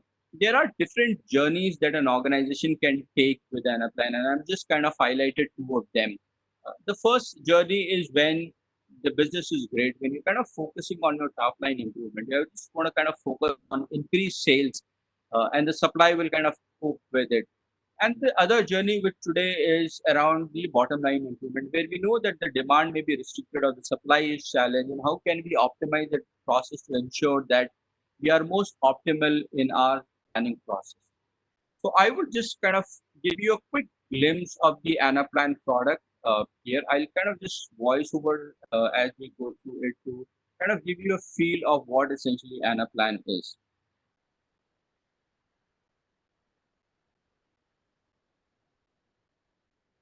So the Anaplan platform essentially is a web-based application where all the different departments, whether they're related to new products, whether they're related to the demand side of it, whether they're related to the supply side of it, kind of come and collaborate together in the business planning process, in the SNOP process, right? So each team can essentially collaborate in one place. So you really don't have to wait for people to go and share that information.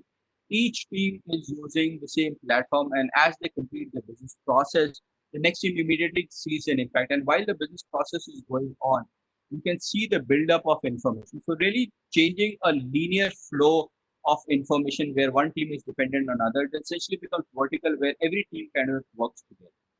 So in this example where, let's say the product team, the new product introduction team is kind of looking at where they are. And from a supply chain side, the rest of the team has the visibility to say, okay, if a particular product design has crossed a certain stage, we know that we need to kind of add to the demand coming up. So the demand team will be able to see not just what is happening of their existing products and how they're essentially trending based on a trend basis kind of thing, which for now has kind of taken a toss because of the really low basis for that.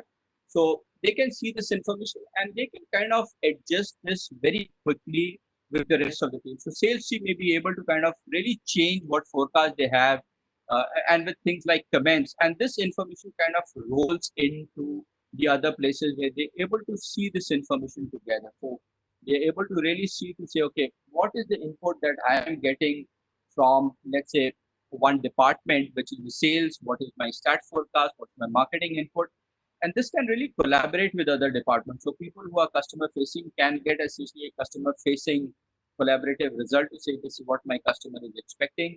The sales reps can go and they can put their own inputs. And while doing that, they can also see some of their input to say that, hey, what has been their quota achievement and so on. So it's really value adds to their business process also. So they feel happy to collaborate in this decision-making process overall. Once this information is there, the supply team will essentially go and be able to see this information in a real-time basis. So there's no delay in it. And if you run this process every day, every week kind of thing, they'll be able to quickly see compared to the rough fit capacity, do they have challenges in producing what the sales are having? And in this optimistic scenario where the demand is higher than the supply, they can quickly take certain calls whether to pre-build a TF capacity or to do contract manufacturing. And if we choose the lever of contract manufacturing, the system will go ahead and quickly calculate what kind of difference in margin that we will have compared to producing it ourselves. But we know the fact that we don't have capacity to produce and what additional cost will be incurred in order to cater to such kind of demand. So really a very collaborative demand supply process, which is real time, where both teams can essentially sit down, come with those alternatives, figure out what is the right thing to do, and then take this information up to the pre-SNOP side. So in pre-SNOP, they can go ahead and select some of this risk and capabilities and say, hey, what if you do A versus B versus C? Come up with a list of scenarios, a lowest cost margin hit scenarios, and pick up those three critical ones, the recommended scenario as per the team and what are the backup one and the backup two plans, and take it to the executive management from a decision-making cycle. From an executive management process, they can see all this information in one place. They have access to what is the recommended plan which has come from the bottom up. but also, as I said, the alternate 2 and the alternate 3 plan, essentially the system. And as the owners of the organization or the management of the organization will be able to quickly take a decision. So that was a quick glimpse of Anaplan as a tool. I would just like to leave you with this last slide, which essentially talks a little bit about the returns of what value will you derive by deploying a tool like Anaplan. So you kind of look at what kind of benefit, whether it's essentially related to the demand planning productivity, or also in terms of reduction in the inventory value. And both these are essentially examples that I talked about. But all your other departments in the organization beyond your department of supply chain will also benefit. You can actually extend the tool for them also, and they can essentially use the tool for their business planning. So that was a very quick glimpse of where we see the shift in supply chain happening and where we see Anaplan coming in and helping a lot of these organizations. I thank you for your time today. Please do visit our website www.anaplan.com. And please reach out for more information to me. My email ID is amit.gupta@anaplan.com. Thank you so much for your time, and I hand it back to the CII team. Thanks, Mr. Gupta. It was nice to understand from you connected supply chain planning. Planning is very much important. We all understand, and at this time, planning and connecting things becomes primarily very important for all the businesses. So thank you, Mr. Gupta. I would like to invite Surendra Dakani Kote, Managing Director, Deltec, and also Mr. Enrique Acosta, CEO of ICIL, will join us. And sometime he's facing a technical hitch at his end. He's joining us from USA. Mr. Surendra? Yeah, thank you, Rajiv. I would like to introduce Mr. Derek Middleton, who is also from Pata company, 7P GPS. See, we have been seeing a lot of challenges and issues while transporting containers from an exporter location to the port and again from the end port destination to the client. These challenges would include, breaking into the container, challenges like a change in humidity, a variation in humidity, a variation in temperature levels, presence of dew, etc. So we had quite a few people who had approached us on this, and who were looking for some kind of a solution on this. So our two teams got together and collaborated to come out with a very impactful solution called the iSeal. The iSeal is basically a Internet of Things device solution, which has sensors for light variation, door opening, temperature variation, humidity variation, and also presence of dew. Now, the iSeal is equipped with a global SIM, which can operate in about 180 countries. If you keep this sensor outside, any sensor outside, it's liable, it's exposed to attack, people can break it, and nobody is any the wiser for that. Typically, what happens when a container is broken to? Mostly today the break-in happens without anybody being wiser for that, and the container reaches all the way to the exporter destination, where the exporter finds, where the client finds, a duplication of goods or a reduction in quantity or any such thing. This can affect business relationships. So that is what prompted us to get into this solution, and ICL have developed the solution. Now, what happens is, whenever there is a breach of container, by opening the door or by opening the side panels or top panels, then or even when there is a temperature or humidity variation, then immediately the sensors detect that and they send an alert to the exporter instantaneously with the time stamp, the location stamp, and the date stamp. So tomorrow when you're settling an insurance claim, you can always show that this was a point where this was attacked. If this has happened, then the exporter can also take preventive steps going forward. I would request Mr. Derek Middleton to add more onto this, please. Mr. Derek? Hello. How are you doing? So yeah, for the introduction, and are you able to hear me? Yeah, we can hear you. Okay. So yes, so this device, the iSeal device, is a wireless communication breach detection device designed to be installed inside of the container. So the idea is not to remove the physical bolt seal that's on the outside, but to add a layer of security on the inside. So when a breach occurs, you know in real time when it happens.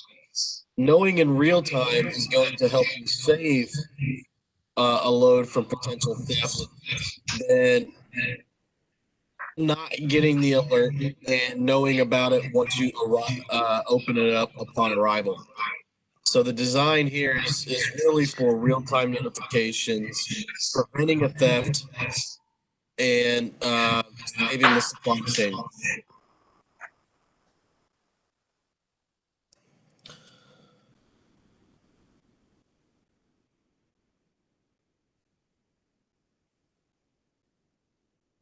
Think.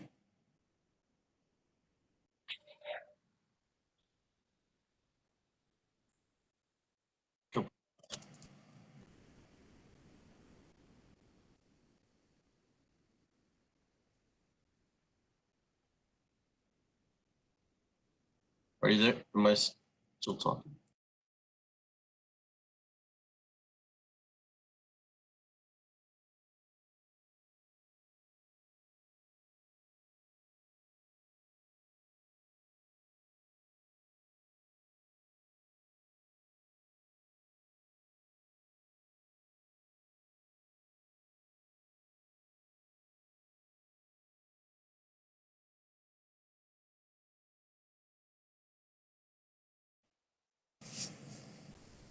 I'm having issues. I'm sorry, guys.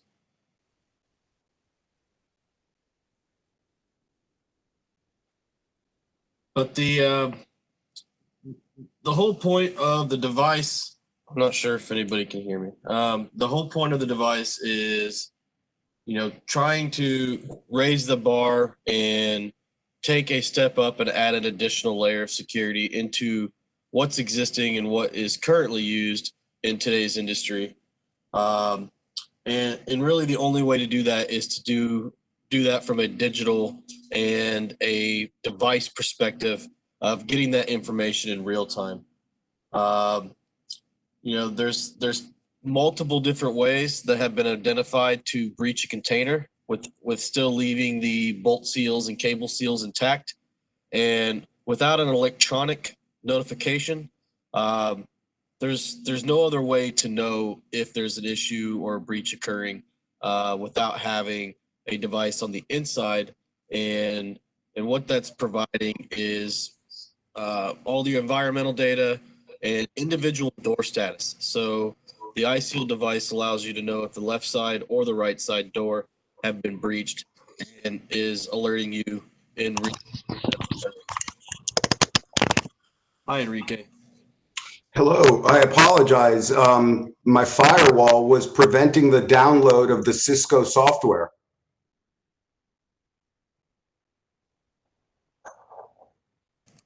Well, I was here and they asked me to say a few words, so I did, but feel free to take it away. This is Enrique. He's going to talk a little bit more about the iSeal product. Just a couple of minutes. Hi, good morning. This is Enrique Acosta. I apologize for the delay in joining you today. Can everybody hear me?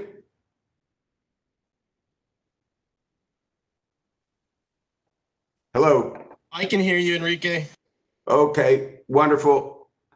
So I'm not sure who is in the meeting. I only see 4 participants. Is this correct?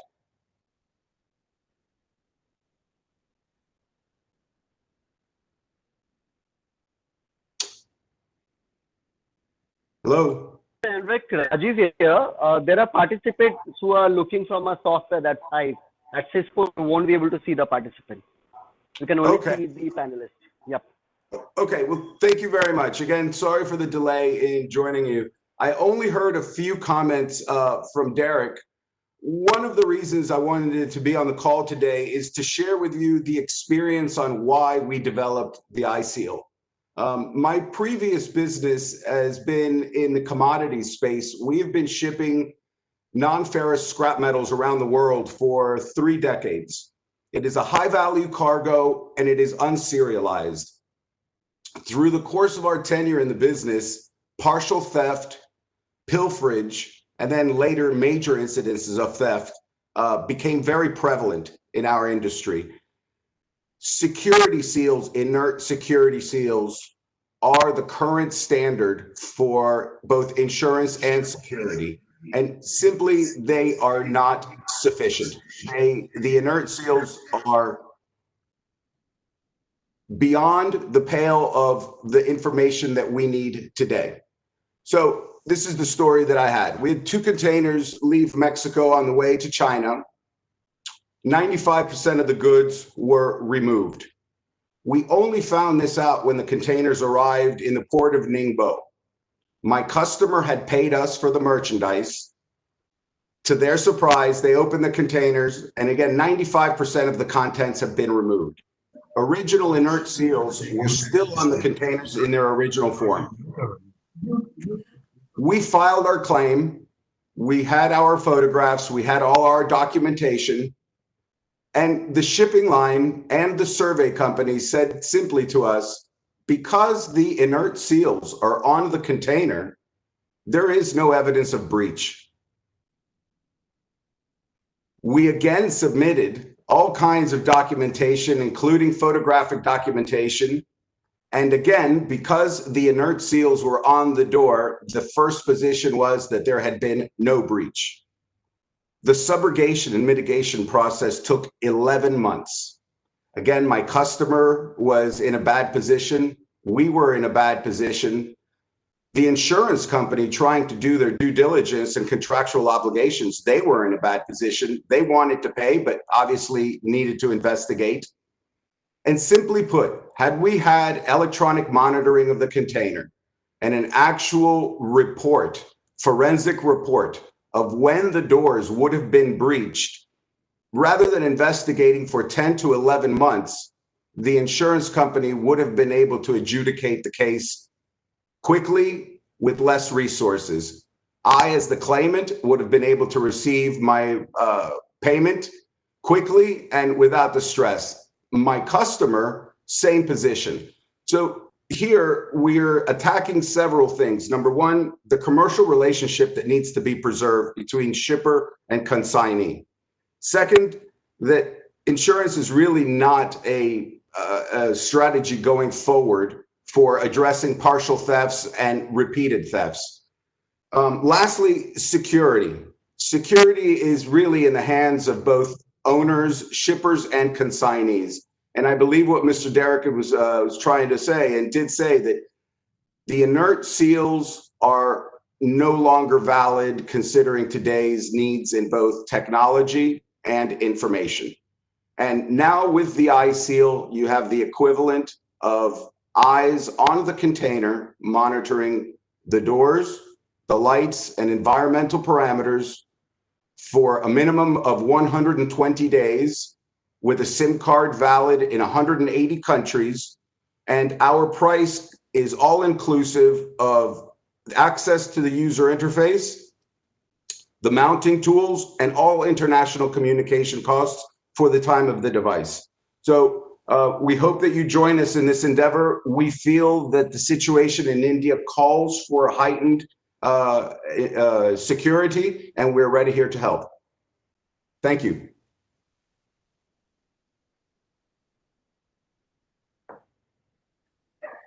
Thanks, Mr. Enrique. I'm sorry we are not able to play the video, some technical hitch over here. So, would you have a video of that with you, by any chance? I do. Would you please, while I get the video, would you please carry on the conversation for a moment? As the one or what Mr. Derek may have. I made Mr. Andrik as a presenter, so he can play video from there. His answer. Understood. I'm locating the video now.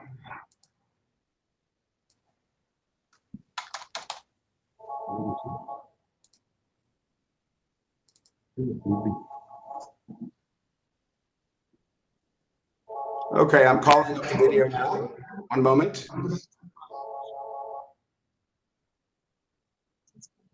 So this is I think we'll give up on the video idea, but this is, or Mr. Enrique may be adding that, but this is a very useful product to have. And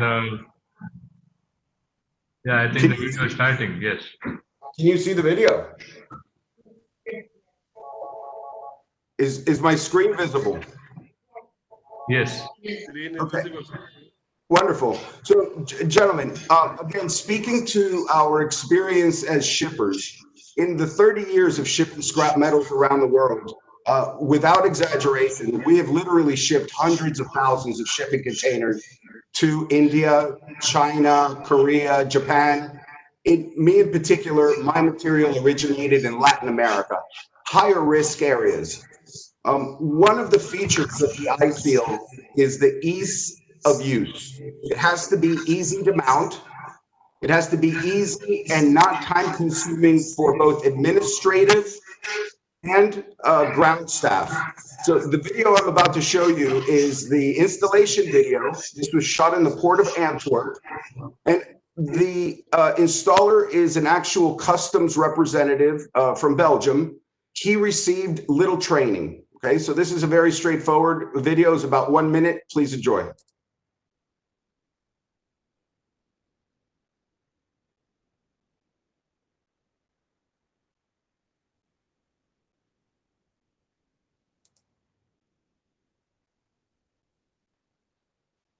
Should be a little audio, but I guess it's not coming through.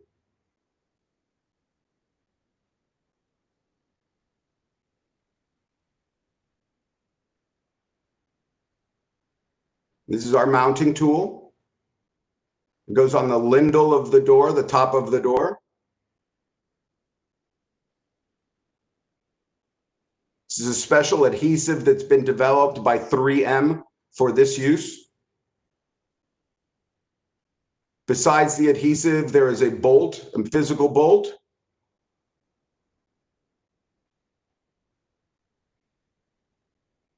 The unit is now deployed. And what you just saw now resulted in the following actions. I'd like to share with you the following file.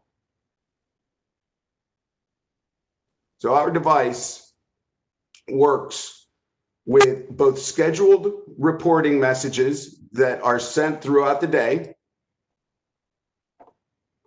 and immediate alerts on command when an alert, such as a door breach, change in light parameter is observed. Can everybody see this iSeal device alert? No, sir, we can see the gray screen. One moment.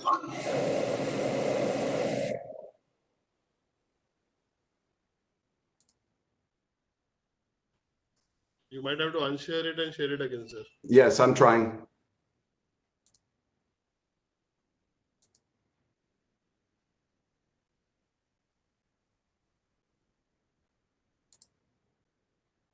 Stop.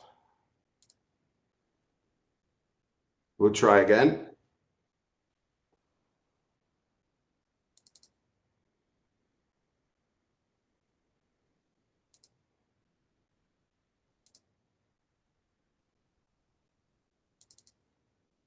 That should be better. Yes, absolutely. Thank you. Thank you for your patience. So again, our device works on scheduled reporting. The devices check in at a predetermined interval throughout the 24-hour day. And basically, they take a sample of the conditions of the container, again, the door, positions, light values, and environmental parameters, including humidity, temperature, and dew point. And they will report this 4 times throughout the day. They will also record this on their onboard memory. The devices also work with an immediate alert. In case a door is open, or light is a light parameter is changed, and again, an environmental parameter goes off your indicated ranges, this is what your internal company user will receive either at their desktop, cell phone, iPad, or mobile. And this is a device alert. It will be highlighted by a communications and event number. It will have a date in UTC and time in UTC. It will give you the door status, light status, current battery level of the device, temperature, humidity, and dew point. Some historical information on both the container and the device that is talking. Again, some more historical data, accurate latitude and longitude, and very important, the cell ID is the forensic part of our system. We have the radius reports, which means we have the forensic evidence to prove when the device is communicated, from what location, and with which tower. Each one of these cell IDs, location area code, MCC, and MNC are unique to each tower. So now your user has received this alert. He is now in a position to use this blue button to navigate into our user interface. When you go into our user interface,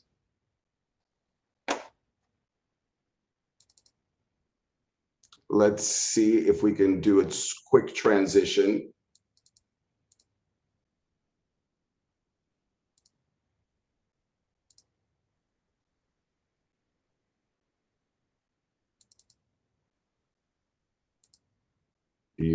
This is good.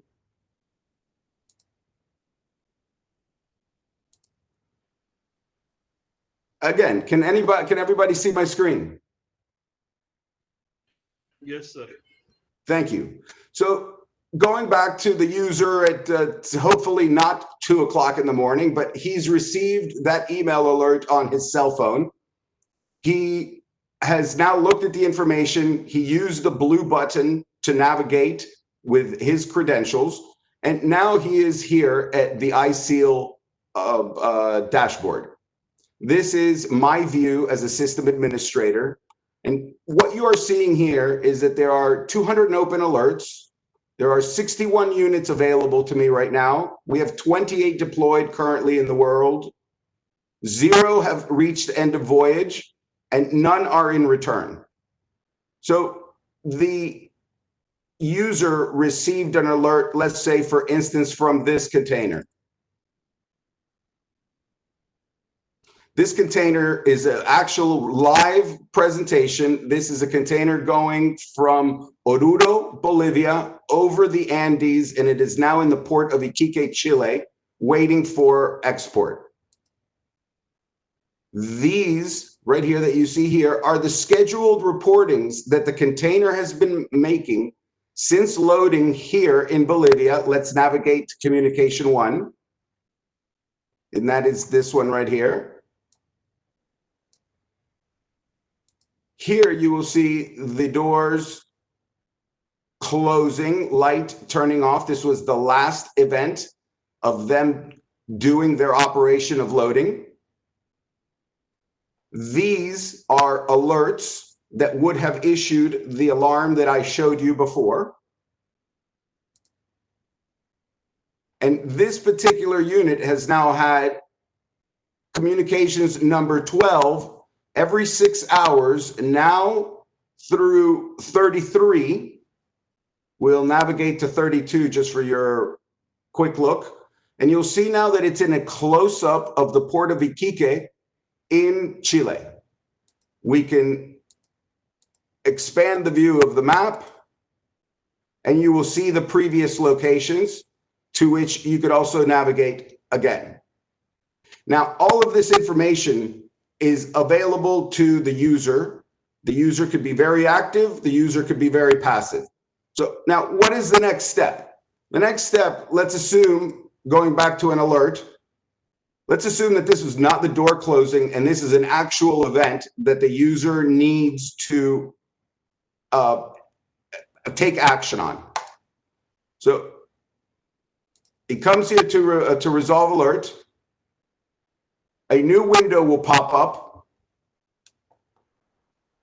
I have to sign out. Give me one moment. I'm not allowed as a system administrator to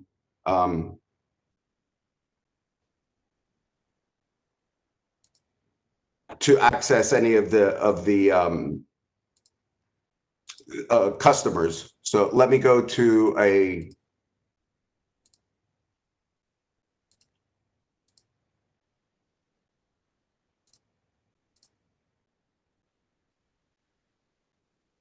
great.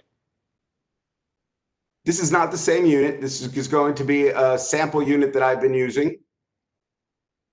This one, this one is good to show you. This one traveled around the world. This one is out of batteries currently, but it had 682 messages. Last was on March 9th. First was September 17, 2019. So we got close to 6 months battery on these units. Going back to the alerts, and I'll just do a quick demonstration of what an alert would look like.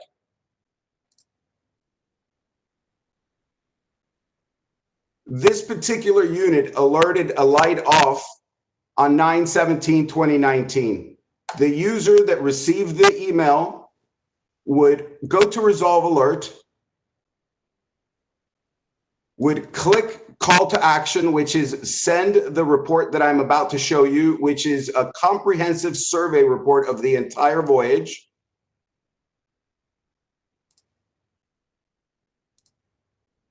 We are now sending the report by mail to an outside user of the company, and I'll explain a little bit further in a sec.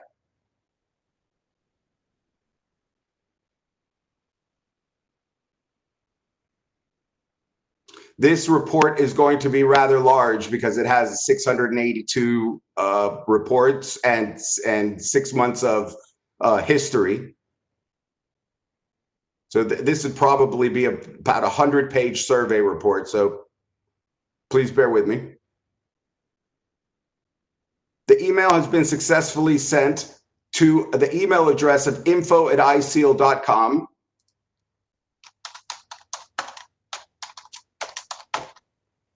I can write some notes, save the notes. These notes are now, you'll see, will appear in the history. We can go to clear the alert. This was a false alarm as it's doing a demo. We will clear the alert. Alert has been cleared. And so now you see that on 9/17, the alert in question was created. Just today, Enrique, as a user, contacted Enrique, CEO at iSeal, about this problem. We made notes, we resolved the alert, and now all of this is preserved for the system history and for the users. The forensic report is as follows. This is a sample of what we just sent. One moment. Can everybody see my page?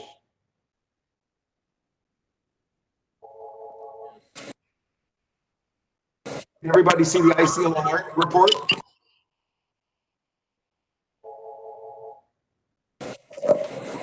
No, we've got gray screen. Okay, one moment. No, one moment. Yeah, I can now. One moment.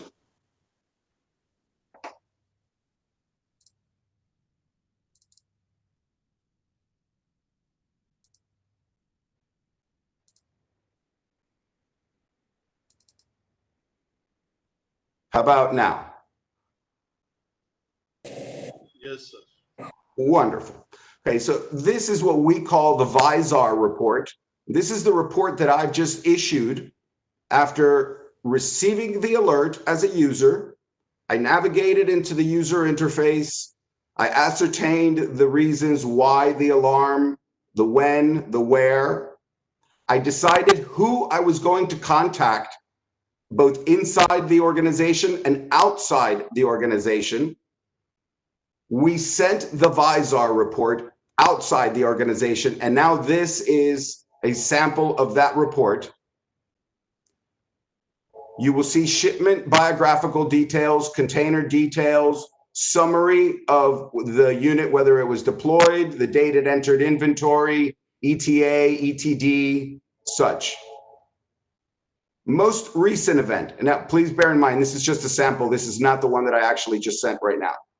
Gives you all of the parameters of everything of the alert that just happened, including what users have been contacted and what notes have been taken.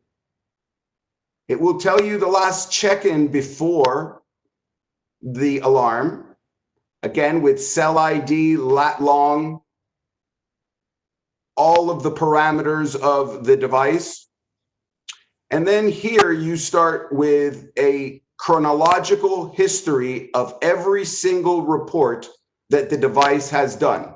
The one that I just showed you right now had 682 events. You will have 682 events like this, which will be chronologically dated, date, time, location represented in lat long, all the parameters of the sensors, the forensics of the tower identification numbers, and you will have this in a several page form. This is 2 of 7. This is just a brief recap, but each event for the entire history of the report is now available to the insurance, security, customs, shipper, consignee, and third-party logistics provider that will pinpoint the date, the time, and the location of a particular incident.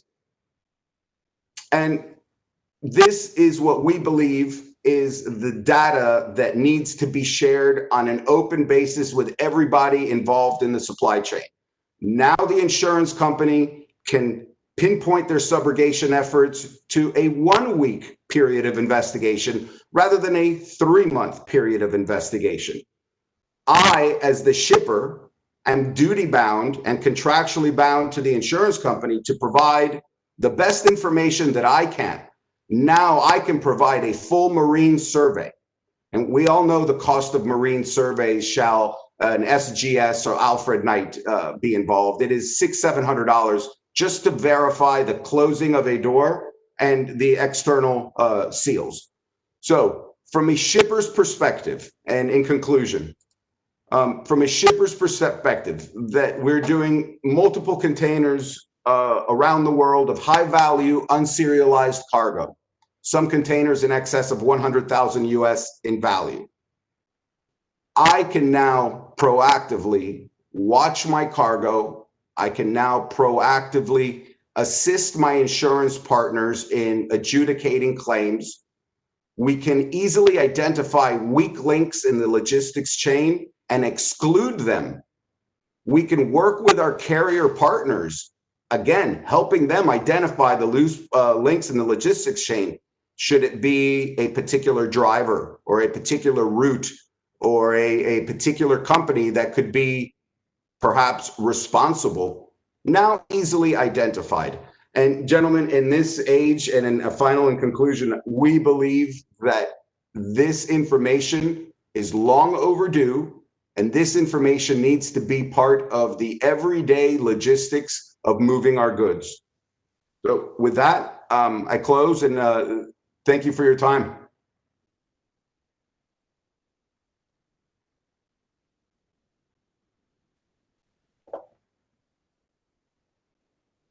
Please let me know if there are any questions.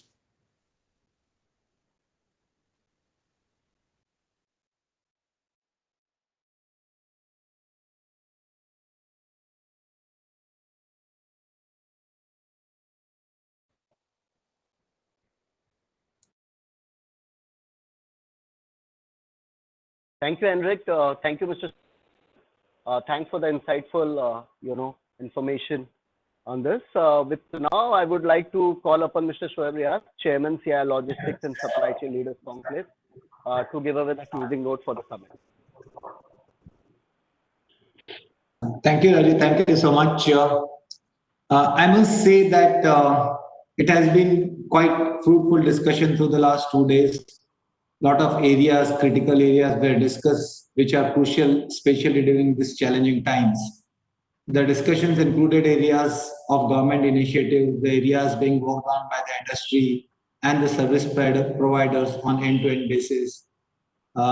Critical specific discussions on infrastructure, new systems, customer service levels, use of technology, breaking up of silos, skill development, new areas, all were discussed and very useful insights came out of the discussions.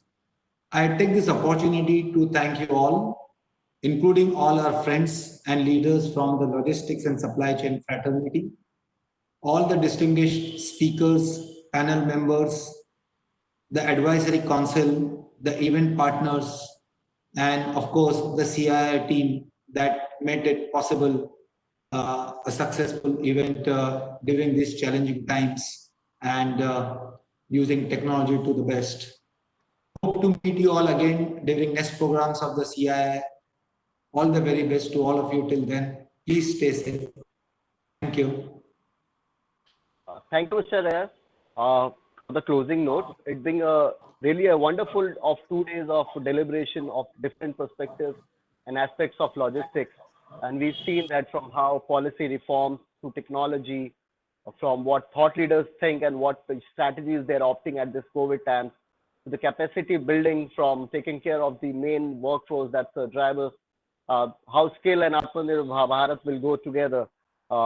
Thank you all for attending the program. Thank you to our chairman for supporting us, and thank you to all esteemed speakers for this. Would also like to thank our partners, Anaplan India, our principal partner, Leeladhar Pasu, Galileo Intelligent Logistics Technologies, iSeal, TP Solutions, and Alexia Tech. Thank you all, and we'll meet soon for a next deliberation. Thank you. Thank you.